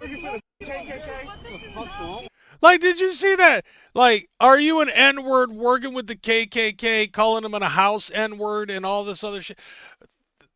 Is that your fucking idea of inclusivity and, you know, open-mindedness and all that other shit? But like, it's to a point where like you actually think that it's okay for you to say that shit. And this is a white dude that's fucking saying this shit to a black guy who's mad because the black guy is an ICE agent.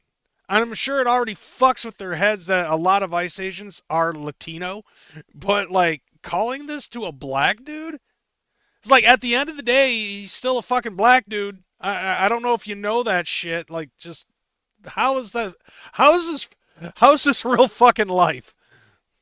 And yet, MAGA's the racists. You know what I'm saying? Like, what? What the fuck's wrong with you people? Did he say sir? Sir, I need to move your house. Nuclear. So he misgenders this person, and then they call him the N-word with the hard R. Perfect frame. What the fuck's with you people? What's wrong with you people? Why are you calling a woman a man? 'Cause fuck you, that's why. Like, how, like, you gotta answer the question, fam. Like, what is a woman? Okay? Like, Like, it's been, what, 10 years? Still haven't fucking answered that question. None of them have. Their closest response is, a woman is a person who identifies as a woman. You can't answer a question with a question. Dude, that's like, what? No. You can't define something with its own definition. They just, sir, I need you to move away. Oh, God. What kind of a guy does that? What kind of a guy does it? Did you just assume that person's gender? Did you just assume the ICE agent's gender? What kind of a guy does that? No, what kind of a person does that? He's a person's person. Okay? You claim to be an it person. And fucking, what? Asmongold looks like he's trying to hold in a sneeze. Why am I... Yeah, there's plenty of hardcore N-words in there. Just like... But, like, the thing is like, okay, they're using it as a derogatory slur towards this fucking ICE agent. What do they think, that it's okay to fucking use a derogatory slur in terms of that to a black person just because he's an ICE agent? No. Like, the fuck... Like, to those very same people who go on Facebook and try to tell me, if you agree with what ICE is doing, then you could just unfriend me. Can you fucking defend that? You know, can you actually get on the fucking internet and defend that shit? I'd really like to know how you'd be able to spin that into either saying A, it never happened, or B, it's okay because. You know what I'm saying? Yeah, it is all how you frame the shit. But like, this isn't one of those situations, like, there's no fucking evading this. This isn't like pointing at a red car and saying that the car is blue because if you look at it at a specific angle with the light beaming onto it in a certain way, it could appear blue. No, there is no, the car is fucking red. Okay, no matter how you paint it, no matter at what angle you're looking at it, and no matter what angle the sunlight is beaming onto the red car, it doesn't make it fucking blue. In this case, it doesn't matter how you paint this shit. A white dude just called a black dude the N-word when he is on the left and claiming that he's all about inclusivity and open-mindedness about race. There's no fucking evading this. That's your fucking people on the left. Like, the people on the left are the ones that are fucking, hating ICE and saying fuck ICE and, like, winning Grammys and shit. And fucking going on Facebook acting pseudo fucking, ballsy on the internet for that shit. You know what I'm saying? Yeah, but you know what? You know what the black guy did instead? He just looked at them and said, "Are you a man or a woman?" It's like, and telling this woman, "Sir, please move out of the way," because like, fucking, if you're gonna accidentally assume somebody else's gender, you might as well be purposefully fucking wrong. Just to trigger them, because that's all it really takes. Because these people don't know how to fucking not be normal anymore. Imagine being the person that, like, you think that not respecting a person's pronouns is equivalent to calling a black person the N-word with the hard R. They're not using it as if it's like a rap song or they're joking around. You're literally using it like an actual slur. Like hard R in everything. Nuclear. Yeah, look at that. And that person standing around that shit is fucking ghost white. Again. Yeah.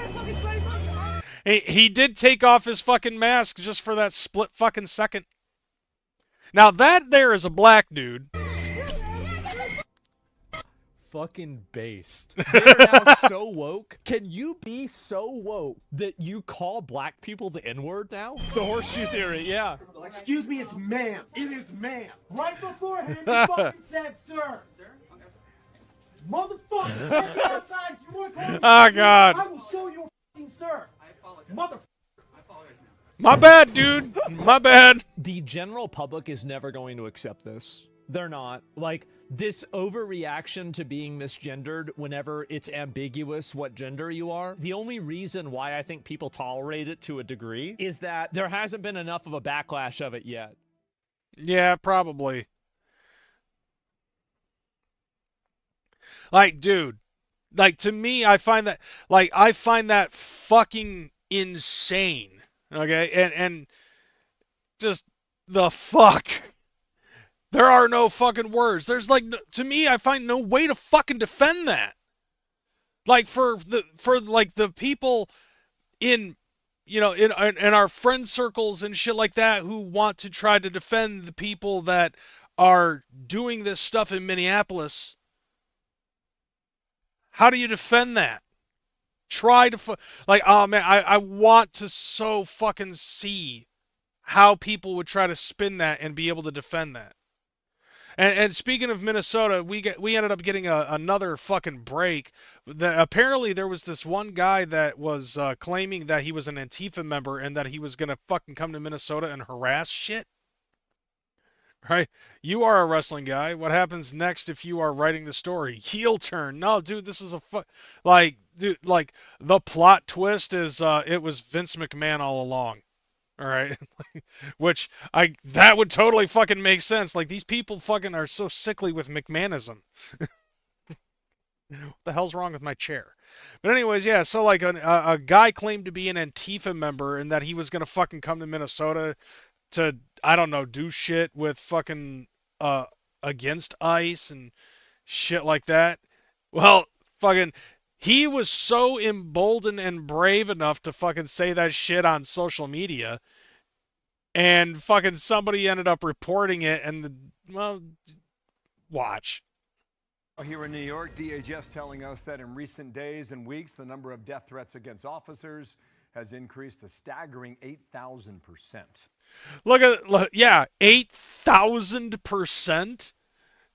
Oh yeah, try to tell me that guy's not Antifa. I want somebody to fucking say, yeah, tell me that guy is not Antifa. And make me believe that that dude is not actually Antifa.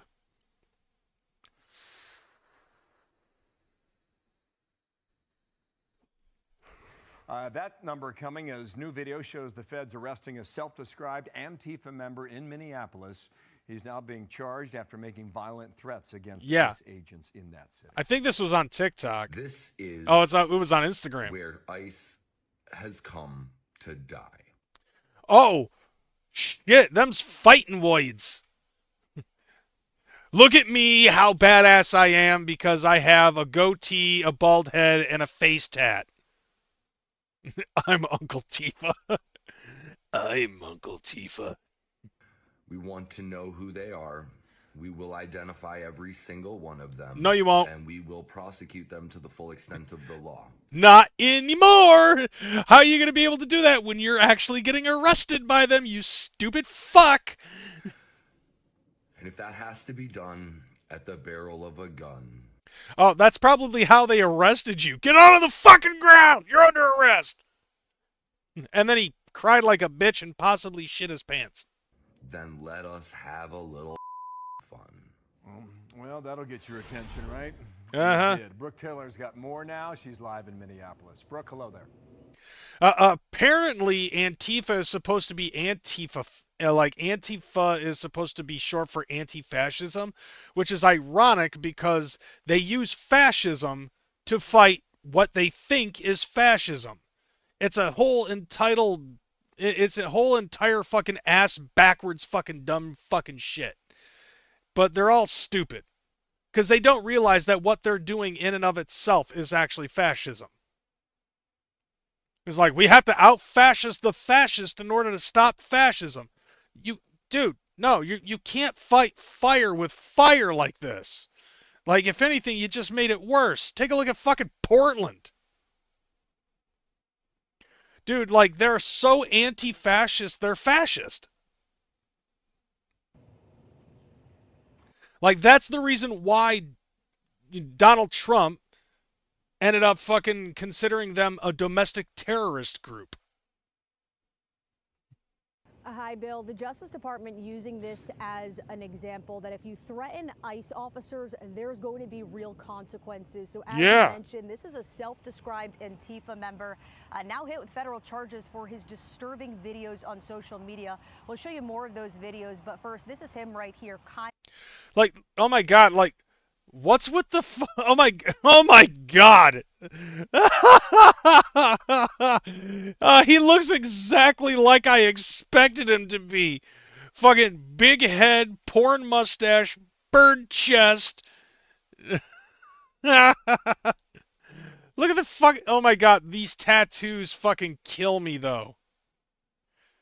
It's like, I swear to God. He was on third stage at 4 a.m. when I saw him. Oh my god. Like, dude, what the fuck is this? He just looks so angry about nothing. I tell you what it is. I think that there's a lot of people who seem to think that they are, there's a lot of people in this country because of the fact that, people stopped beating their fucking kids, because they claimed that it was child abuse to physically discipline a child when they did fucking wrong. That a bunch of people fucking grew up never hearing no in their life. And a bunch of people ended up fucking growing up earning participation trophies. So they don't understand the concept of, cause and effect. Fuck around and find out. Actions have consequences. Accountability. Like, these are things that a lot of these people in this group have not fucking learned. So they go on here brave and emboldened and think that they can say whatever they want, do whatever they want with no consequences whatsoever, and they fuck around and then they find out, like this guy when he got fucking arrested. Or like Renee Good or Alex Preddy when they got fucking shot. Wagner. They arrested him yesterday early in the morning. He was proudly wearing a hoodie with "I'm Antifa" plastered right across it there. The criminal complaint describes the threats against ICE. Yeah, and I'm sure that was the last thing that went through their head. I know I am. But hey, I can't fucking deny reality. And try as they might, they can't either. I'm sorry, but as George Carlin once said, people are dead, families have been destroyed. Time to get moving. Fox obtained some of those videos. You can watch it for yourself. Yeah, that guy looks totally fucking badass, with that zip tie around his back until phase 3 is over. No, what I'm waiting on is when is the left going to initiate the final solution? That's what I'm looking forward to seeing. This is not a joke. There's nothing fun to chant about it. Get your guns and stop these people. This is... Oh, yeah, a call to fucking arms. Yeah, that was smart. Where ICE has come to die. We will identify every single one of them. No, you won't. And we will prosecute them to the full extent of the law. You're not the fucking law, all right, Judge Dredd? Calm the fuck down there, cue ball. Yeah, that's what I'm saying, dude. Like, there's so many it's not all of us. There are some of us that still have the mental aptitude to be able to resist that mental conditioning. But it also, like, with the release of the Epstein files, it turns out that a lot of stuff that's going on right now, it seems like Epstein was actually behind a lot of it. Like, a lot of the current social conditioning. I've been watching a lot of people who have actually gone through a lot of the shit in the Epstein files. Whether it's all the people that I watch on fucking TikTok, Blair White's another one of them. Like, Blair White ended up making a video earlier this week that ended up fucking talking about that a lot of the conspiracy theories that people have come up with, turns out a lot of them are fucking true. She even pointed out the fact that Jeffrey Epstein ended up fucking coming up with a social plan to get a bunch of people to get so confused about transgenderism and gender identity and certain ideologies and shit like that. And which is interesting because she herself is a fucking trans. And she's the one that's calling that shit out. But then again, she's been calling that shit out for a long fucking time. And if that has to be done at the barrel of a gun, then let us have a little fun. Oh, look, he's a fucking poet. Bars, son. Accuse the federal officers of being murderers and the Gestapo. All of this comes as a Fox News digital investigation uncovered a nationwide web of more than 200 anti-ICE organizations that are using military-grade tactics to track these ICE officers. Yeah. So they're tracking and deploying civilians to act as on-the-ground scouts to collect this data. Ah, they actually have the word bullshit on the news twice. Bullshit. Bullshit. Bullshit. Here, hold on a second. It's in the center, so I can actually put this on the 916. There you go. Bullshit. Bullshit. Bullshit. Oh, look. There's another one right here. Shit. Shit. Bullshit. Bullshit. Bullshit. It's on the fucking morning news. All those shits are on the morning news. Fantastic. Now, like, hold on a second. I mean, that has nothing to do with nothing, but I just think it's funny pointing that out. Fox News Digital found that they're feeding this data into at least 13 sophisticated databases, so they... Yeah, apparently they're using an app to inform other people who are using the app if they see ICE. So that way they can fucking notify it on the app, so that way you can like drop a pin at where they're at and shit like that, so that way people can go to where the ICE agents are and harass them. Like, this is literally fucking stalking federal agents. It's how insane is this? It's like, don't you have anything better to do with your fucking social media? Like, can't you just download the app so that way you can see where people fucking take a shit on the street like they do in California? They are tracking license plate numbers. They're also taking pictures of them, geological data, you name it, and they're putting it into these databases. Go back to the fucking psychopath with the bald head. Into this and opened an investigation into those signal chats, Bill. All right, Brooke, thanks. Brooke Taylor back on the job there in Minneapolis. Thank Yep. you, Dana. For more on this, let's bring in Laura Trump, host of My View with Laura Trump. So that Antifa Yay. guy obviously has a lot of strong thoughts. President Trump did an interview for NBC News ahead of the Super Bowl. He addressed this. Let's take a look. We are totally focused on criminals, really bad criminals. Now, you could say people that came in illegally are criminals, but I'm talking about murderers from different countries. We have 11,888 murderers that Biden and his group led into our country. Yeah, you know, when we open up the borders wide open from 2020 to 2024. We've captured a lot of them. We've brought some of them That's back. good. A lot of them we don't want to bring back because we don't trust the country that they're not sent back again. Now, as of right now, they've deported a total of 3 million people, 2 million of which self-deported. Because I believe Trump ended up saying, hey, if you self-deport, we'll give you like $5,000.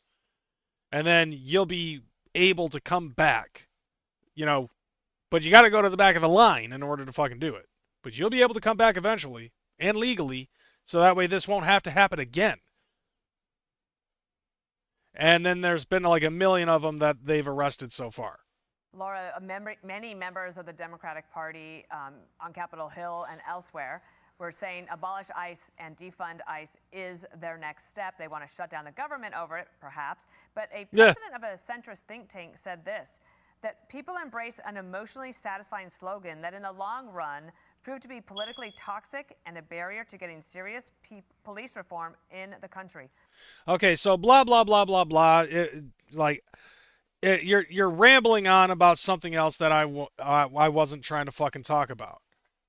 But, like, that dude fucking said with his whole fucking bird chest all that shit about fucking, you know, like ICE and all that other shit. Dude gets fucking arrested. I find that to be incredibly hilarious. So fuck that guy. Yeah, self-deport or be labeled a criminal. Well, technically, they already did something illegal anyways. by coming into the country illegally. And that was another thing too. Like, you know, like all of this really has to do with the fact that people are coming into this country illegally. And all of these people are missing that part where it's illegal for these people to be here because they came in illegally. Yes, we, you know, like everybody on the right understands that the reason why they came in here was because their country is dog shit. But at the same time, it's like there's still checks and balances, standards and practices. I've been saying this week in and week out. And yet it still doesn't fucking click in people's heads that they're here illegally and there is a process. You know, like when Josh and Jace from TikTok fucking came to America, they went through the right avenues. They went to the embassy, got their visas, fought to get their visas when I think Jace fucked it up. But it was like,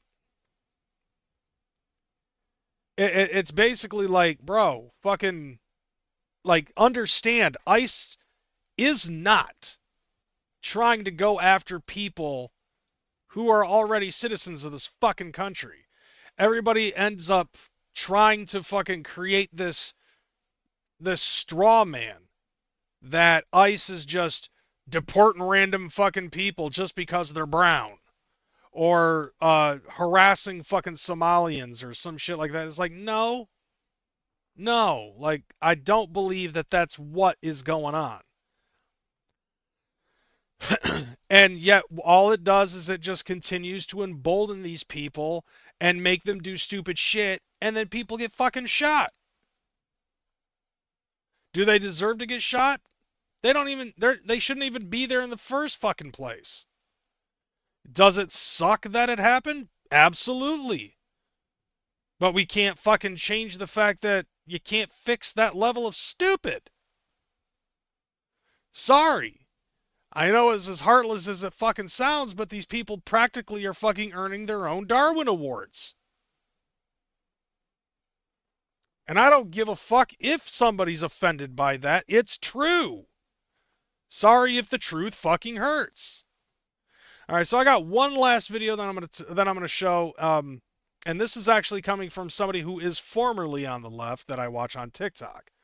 So it's not just like all ultra MAGA people that I watch on TikTok. There are some people that used to be on the left and really started seeing a lot of the bullshit that's being peddled, and it started to push people away. I mean, that's basically the same thing that happened with me and a couple of other people that I fucking am friends with from TikTok. So this is the last one. Her name's Lilu. You can probably see why she got her name that.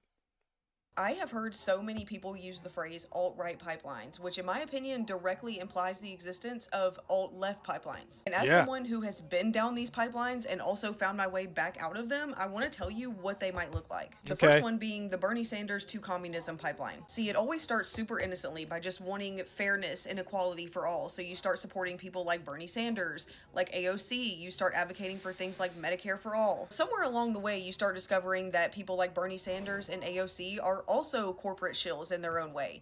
That is very true. Some people have yet to see that shit, and some people fucking deny it. And some people say, oh, I used to be a Bernie bro, but now I'm independent, and then they fucking, you know, spew the same fucking rhetoric on the left already, you know, that already exists, you know, to attack people on the right.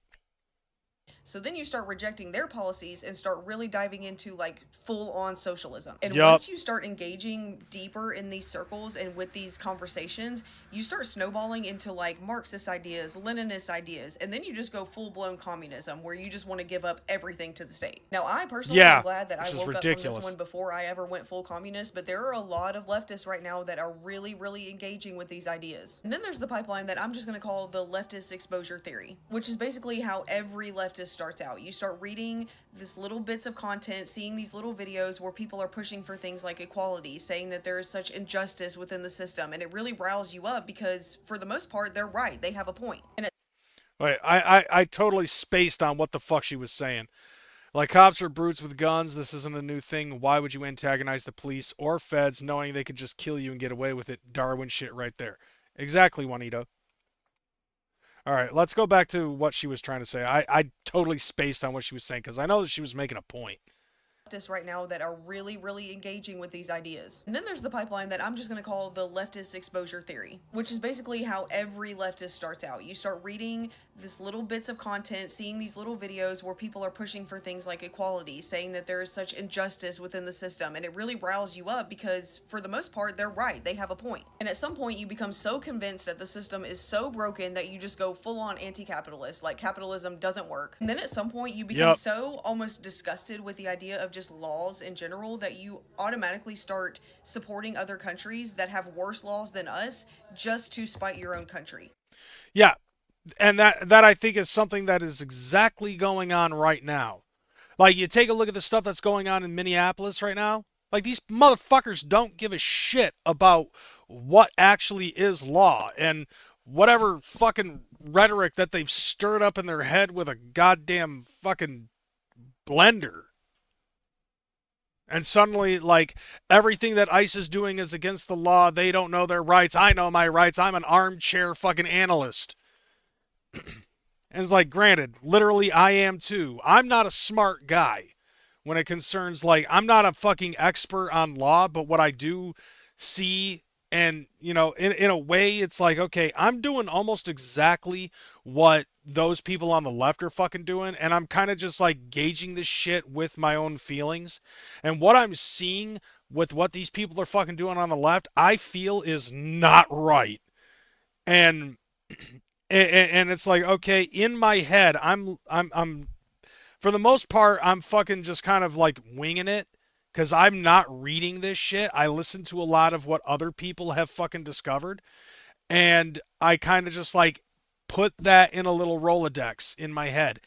And so, like, what I'm seeing is like, okay, what is going on in Minneapolis? And it's like, as conspiracy theorist as it fucking sounds, why is it that the only place out of all of the areas in the United States that have this issue with ICE deporting illegal immigrants out of the country, why is it that Minneapolis, Minnesota is the only fucking place that has this issue with a resistance? With people trying to fight back. You know, like, to me, it's just like, why? You know, like, I've been trying to sit with this for a while and just try to ask the universal question, why? Why is it that they're actually acting this way? And it's just Minnesota. Like, Portland did it for a little bit, but even they fucking stopped. Minnesota's been fucking doing this shit for a month now? A month and a half? Like, ever since the beginning of the year, they've been fucking out there in the dead of winter, fucking protesting, violently, mind you, to a point where it's fucking, you know, like, it's fucking bullshit. I mean, it's all, like, George Carlin even said it then, too. It's all bullshit, and it's bad for you. But I don't hear about this shit fucking going on in Texas. I don't hear about this shit going on in Florida. Hell, I don't even think I hear about this shit going on in California. Like, a lot of other fucking cities and states in the United States that are fucking having ICE agents come, you know, rounding up illegal immigrants and deporting them back to their countries.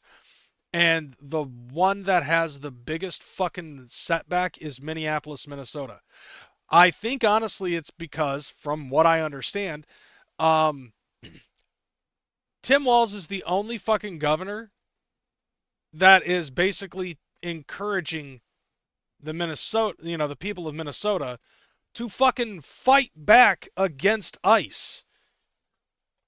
You know, but, like, the language that he decides to use is actually pretty fucking smart. Because like, he's basically saying, go out there, make your voices heard, and shit like that. And then you also end up having a bunch of people, you know, even here in my city, fucking, I've seen video footage of people in my city fucking protesting. And, you know, like, they're doing it, which is fine, but at least they're not obstructing and, you know, running roughshod all over the fucking streets and shit. You know what I'm saying? Fucking. I look Mexican as fuck and I wear a Carhartt. I'm paranoid as fuck. ICE is gonna pop out on me. I fit the description. I mean, dude, honestly, I look at it this way. If you have nothing to hide, then you have nothing to fear. If you're able to fucking show legal identification, then you shouldn't have a fucking problem. You know?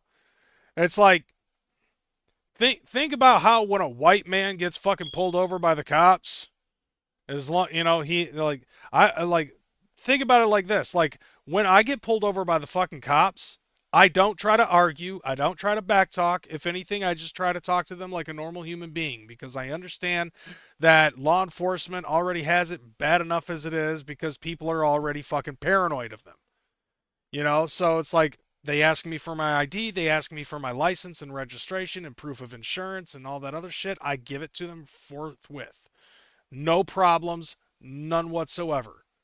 You know, sometimes I'll fucking try to make, you know, I'll try to just be as relaxing as I can possibly fucking be. I know that I can't fucking reach out to them. I know that I can't try to fucking get out of the car without them asking. None of that shit, you know what I'm saying? So it's like, if you just come off calm, cool, and collective, then you should be fucking fine. Anybody that tries to fucking create any sort of resistance towards a federal agent or a police officer or any of that nature, usually they're the ones that give them just reason to be a little bit more aggressive. You just don't join ISIS. Okay, I'll give him that one.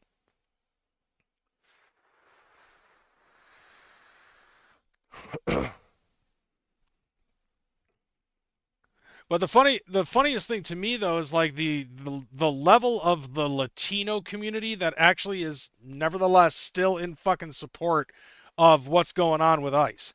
Now here's another thing too that I wanted to point out, since I have this on my mind, because it does kind of fall back into the whole thing with the fucking juggalos and shit. Now I'm gonna tell you this, like back in the day, you know, I didn't really see this a whole lot, but now I see it much more often. You know, there seems to be a lot of fucking juggalos who are kind of stuck in that ways of being anti-government, anti-authority, and all this other shit. Now, me, on the other hand, like, I grew up different, I guess I could say. You know, I actually grew up respecting authority. I grew up with a lot of family in the military. And so, you know, like, my family's very fucking Republican, always has been since I've been alive, maybe even longer than that. So to me, it's like I don't have a problem with what's going on with what ICE is trying to do, because I grew up respecting authority. And it just seems to me like, if you really think about the juggalo community as a whole, like, to me, I just look at it like a lot of these motherfuckers don't respect authority. A bunch of them have fucking gone to jail for shit. And they still fucking try to hold on to that fucking scrub life shit. Motherfuckers like constantly being like, I'm gonna whip that motherfucker's ass. It's like, dude, the fucking juggalo community has a problem with understanding that we all got to grow up sometime. That's something that I've really fucking noticed. A lot of them still fucking, bragging about fucking being on welfare or something to that effect. But the one thing that I've noticed is that a lot of the people who have these complaints are also the ones that are fucking used to the system. The ones that have all of these complaints are usually the ones that are depressed. The ones that are complaining about this shit on a vast fucking scale. I swear to God, and I don't want to fucking say this to be mean, but I'm gonna have to say this in order to fucking get my point across. A lot of these motherfuckers are practically professional fucking victims. Like they're just not happy. And that's the reality of it. It really sucks to fucking say, but it's the truth.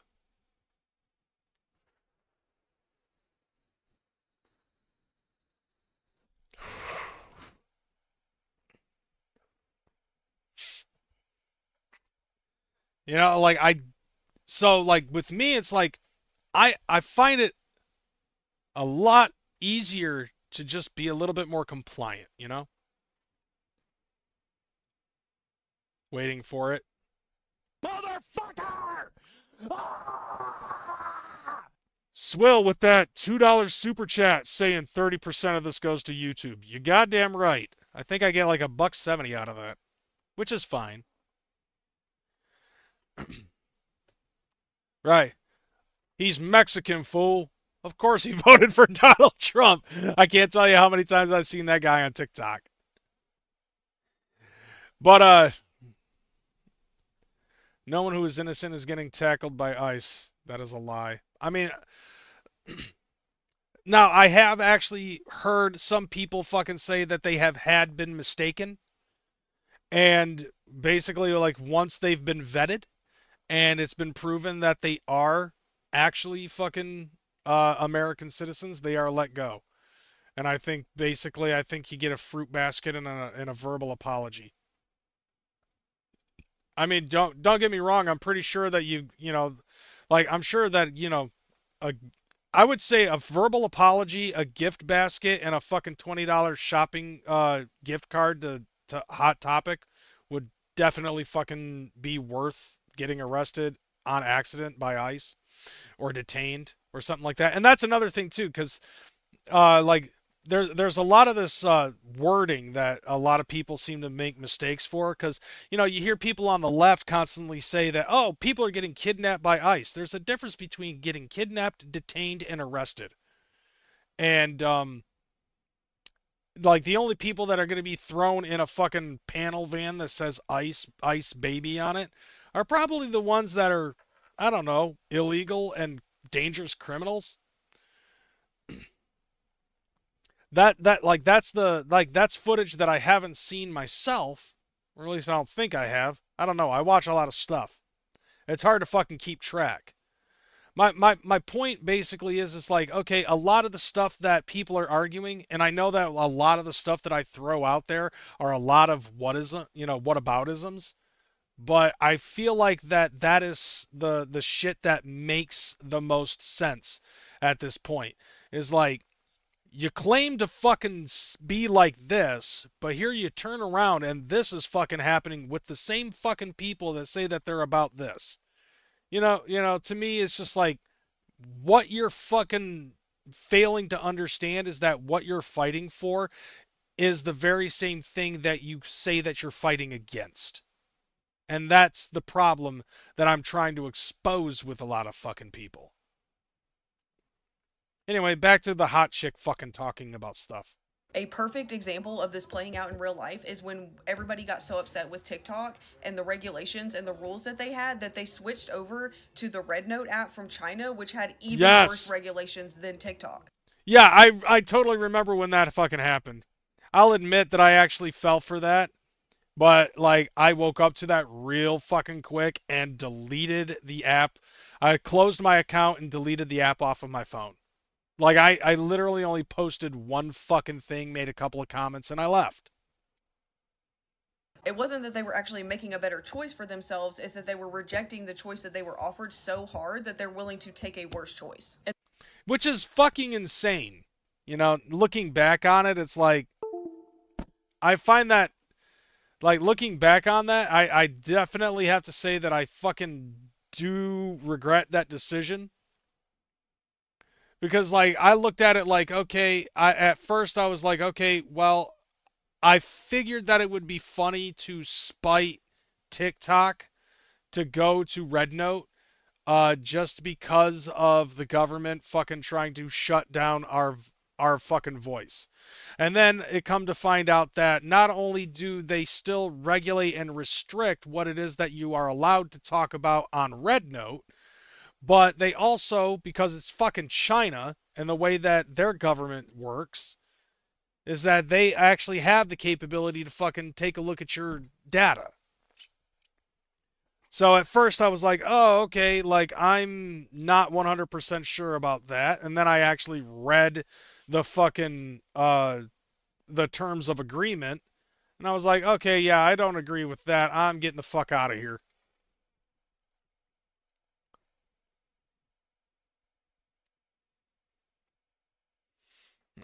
When a disarmed man on his knees gets shot in the back by ICE, it's kind of a weird stance to be an ICE apologist, in my opinion. True. But at the same time, if Minneapolis wasn't fucking going buck wild crazy, shit wouldn't have fucking happened. Same thing with Renee Good. It's like the goddamn shit that's fucking going on right now does not need to happen, and yet it is. And the longer that it goes, the crazier people are fucking getting. And I feel like that a lot of this stuff is being fucking fed based on a lie. Not necessarily apologizing in terms of ICE for what had happened. Like I said, what happened with Alex Preddy sucks. Because it shouldn't have fucking happened. And it wouldn't have fucking happened if those fucking civilians weren't doing what they're doing based on a false pretense. A myriad of them.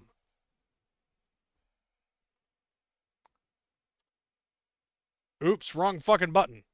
And then, of course, there's the college indoctrination pipeline, but this one isn't necessarily as broad as people make it seem. See, the college indoctrination thing applies specifically, I believe, to what type of degree you are going for. If you are going for degrees that are more catered to, like, social issues and things like that, more leftist ideology, then you're probably more likely to Yeah, lesbian underwater basket weaving.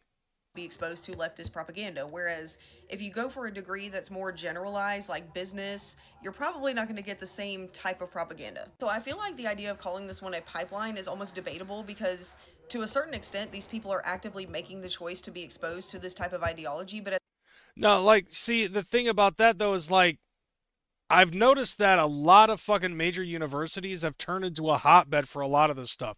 Like, the guy who shot Charlie Kirk was raised in a Republican home, became radicalized based off of whatever it was that he was going to college for. And within a couple of months, he was like way far fucking leftist and completely changed his entire ideology. Yeah, I watched enough body cam videos to know you don't play around with driving anywhere in the direction of police because it justifies lethal force. Yeah, and that was something that we agreed on wholeheartedly. Now, at the same time, it's like there were a lot of people who were trying to fucking deny that Renee Good hit the motherfucker, and then we're like, here's the footage of them hitting the motherfucker. Oh, well, she wasn't trying to hit the motherfucker. Okay, maybe she didn't. But you also got to remember, this guy also has a fucking past where he got, like, 3 months prior to this event, he got fucking dragged down the street by fucking protesters. Literally trying to fucking kill this son of a bitch.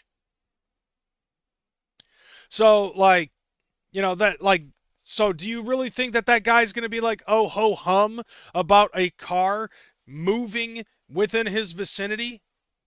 I think not. That dude fucking had half of a moment to react. And I'm not yelling at you, Juanito. I'm just saying, like, this is going out to those fucking people who still fucking try to excuse this shit. What would have been easier for her, and she still would have been alive today, when the other ICE agent said, "Get out of the car, get out of the car, get out of the fucking car, get out of the car," instead of backing up, turning her wheel, and trying to drive off, and ending up hitting the guy and getting shot. You know, she could have done? Park, hands on the wheel,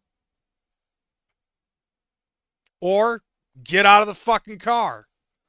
Boom. Living lesbian. Who would have thunk it? It's crazy enough. It might just actually fucking work. And then because of the fact that people are still to this day arguing about what happened to Renee Good and how she got shot and why she got shot and all this other stuff. And then word gets out about that being like, oh, this person got, this woman got fucking murdered. So when somebody else attacks ICE and then Alex Preddy walks into that vicinity packing heat and then gets fucking shot, me personally, it's like, no fucking question. We already had one ICE agent get hit by a fucking cop, get hit by a fucking car, and he openly fired on the woman. And then the same thing goes for, like, people getting snowballs thrown at them, rocks thrown at them, ICE agents, basically. Jake Lang getting the fuck beat out of him, which, by the way, was justified.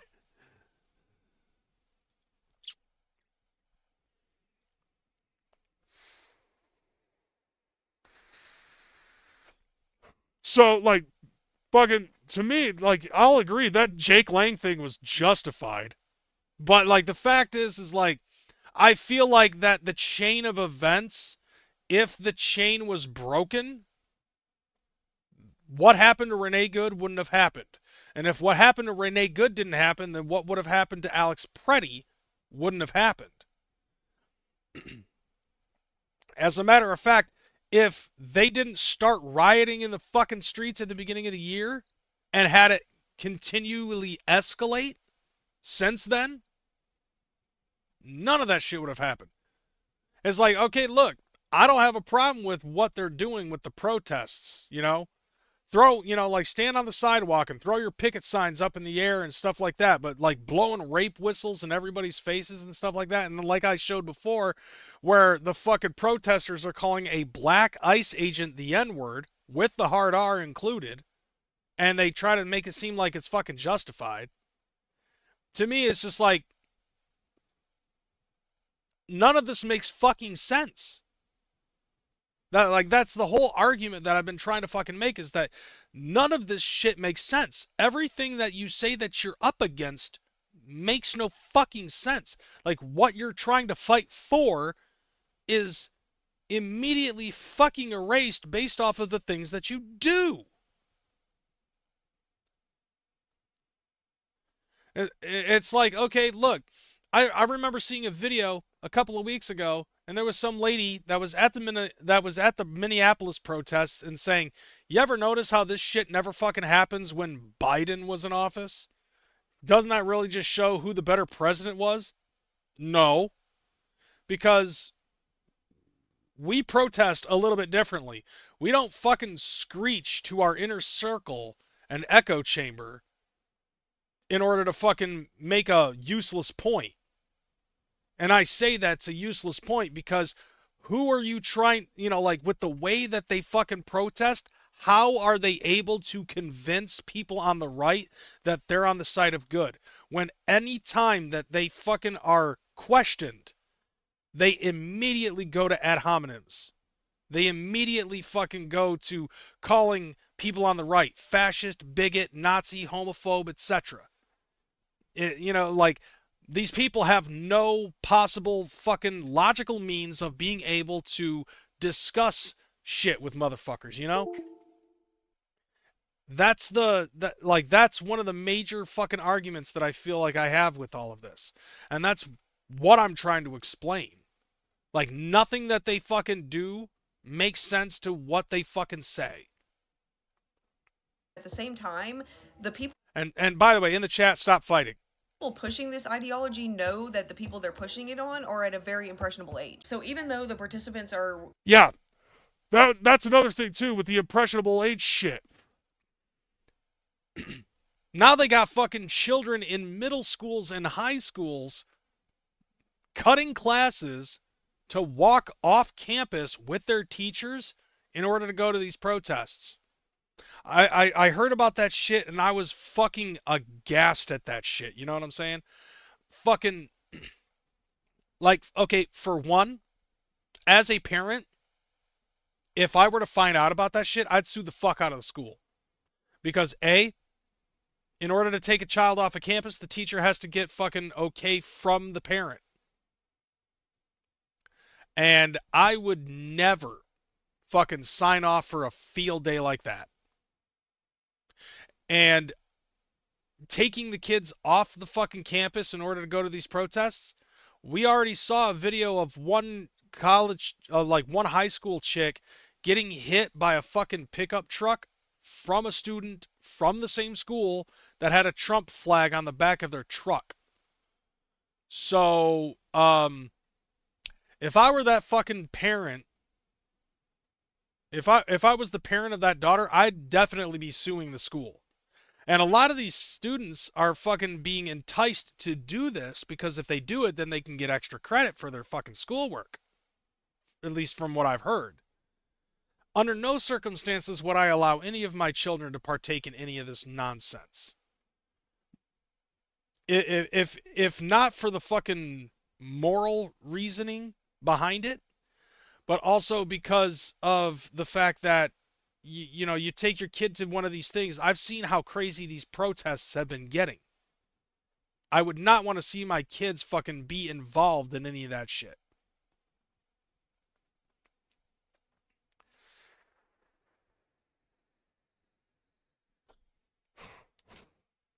And if I found out that my kid's school convinced my son to fucking do that shit, my kid knows where I fucking stand politically. My kid's not dumb. So if he told me about that shit, and you know he would, my son would definitely tell me, this is what we did at school. And I would blow the fuck up at that school. Because a child does not necessarily need to be involved in any of that shit. You know what a child should fucking do, especially during the winter time? Not protesting out on the street. They should be making a fucking snow fort during recess and throwing snowballs at each other for fun. Playing King of the Mountain on the snow mound that was fucking plowed up. Like, the fucking... like all of that shit that's fucking going on and trying to involve children of it. You know what the reality of that is? The people who want to protest are basically using the children as a human shield. So that way, if you say that you don't want your child involved in it or something like that, oh, you hate children, you're violating your child's rights or something like that. No, fuck you. You're using children as a human shield in order to defend yourself from when the shit fucking goes down. Like, don't think that I can't read between those lines. And to me, personally, I think using children in that fashion is absolutely goddamn disgusting.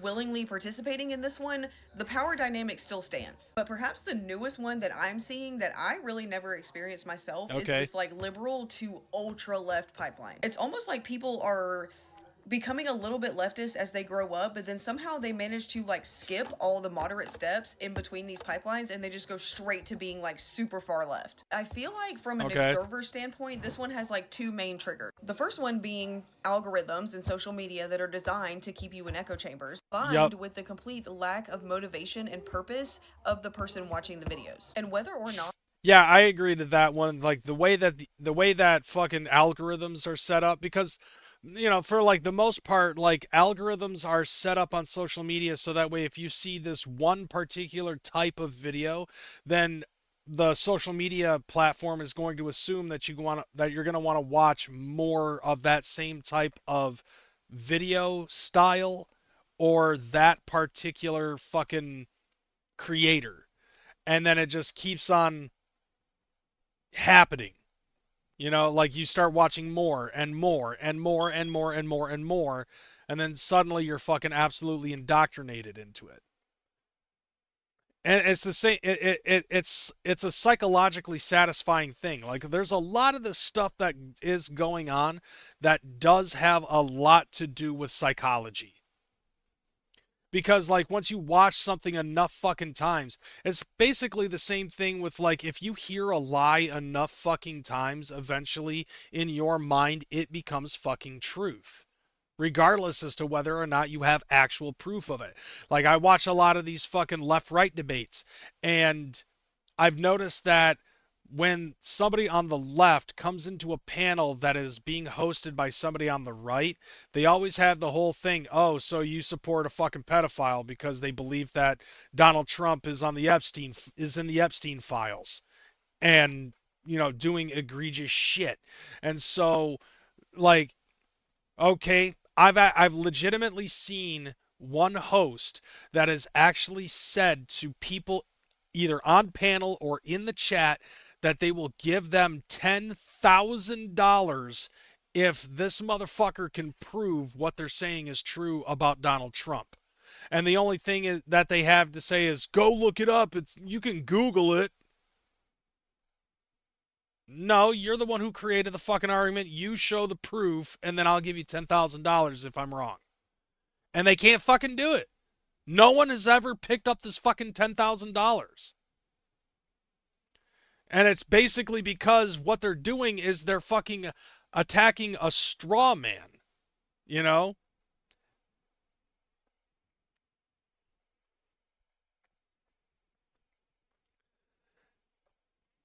So you'd rather focus on Gaddafi? If anything, I'd rather be fucking focused on Kristi Noem because this chick's a fucking snack. The circumstances of their current situation are self-inflicted or whether they are actually the result of a flawed system is irrelevant, because anything at this point that gives them that sense of meaning and that sense of purpose, they are going to cling to. And over the last 5 years or so especially, the Democrats have really eroded the sanctity of a lot of things that give people that meaning and that value in their life. They have discouraged people to work by convincing them that because they'll never be millionaires like Elon Musk, that they're never going to do anything of value. They have essentially disintegrated the idea of getting married and having kids, two things that promote healthy relationships with other people and also promote caring about things other than yourself. Not to mention that they really doubled down on the anti-having kids stance by pushing abortion so hard and reducing women's health care down to basically abortion only. Honestly, at this point, there are so many pipelines that I could sit here and explain to you guys. Who was that other person in the background? A radical leftist. So the idea that leftists have that they are somehow immune to propaganda and they cannot be brainwashed in any type of way whatsoever is crazy, and I am speaking from experience. The good news is that you don't have to stay brainwashed, and I am living proof of that. Yes, I agree with that. I agree with that, broad. So, like, and I said this before, I'll say this again, because, like, with all of this shit that's fucking going on, and believe me, I feel like it's probably gonna get worse before it gets any better. But I was actually thinking about this, and I was like, with all of the stuff that's being done and said on the internet and all of that other shit, my question with all of that is, like, at the end of all of this, what's next? You know what I mean? The question that I continually want to raise is, like, what are these people going to fucking do when Donald Trump is out of office and they don't have anybody else to fucking blame their fucking problems on, you know? To me, it's like they're just going to have, like, a major fucking crash out and they're not going to know what to do, in a sense. Because without Donald Trump to blame all of their problems on, they have no meaning. They have no sense of purpose. They have no fucking scapegoat. So, to me, it just makes no sense how badly their fucking ideology has basically fucking gotten them. I just find that interesting. And sad and funny all at the same time. To me, I find that once Donald Trump is out of office, these people got nothing else to do. They got nowhere to fucking go. It's going to be interesting. And we'll just have to figure out what that is in the next, 3 years? We got, like, a little less than 3 years to go. But once Donald Trump's out of office, this group of fucking psychos that are protesting violently, causing chaos, believing that fucking socialism and or anarchy is the way to go. It's fucking like it's basically kind of like, yay, we won, he's no longer in office. Wait, we don't have anybody to fucking go after now. So it's either they're gonna fucking spiral, cannibalize themselves, or they're gonna try to find a new villain. Is basically what's gonna happen. Because without having Donald Trump as a villain in their fucking, main character ideology here, they really don't have anything. So they it's either they're going to fucking eat themselves out or eat themselves alive, they're going to cannibalize themselves, or they're just going to try to find somebody else to fucking pinpoint their problems on. And like I said before, the only reason why they do this is because they're fucking depressed and they really don't have much else to fucking live for. So, yeah, that's it for this show. I need to figure out what the hell's going on with this chair because I feel like I'm joining fucking Munchkin land. This thing keeps on fucking dropping. In the middle of my show, mind you. So you've been seeing me fight this chair half my fucking show. But I'm going to get the fuck up out of here. Thank you guys for coming in, watching, participating. I appreciate you guys coming in with all the support. All right, I'll see you next week. I'm out this bitch, y'all. Deuces.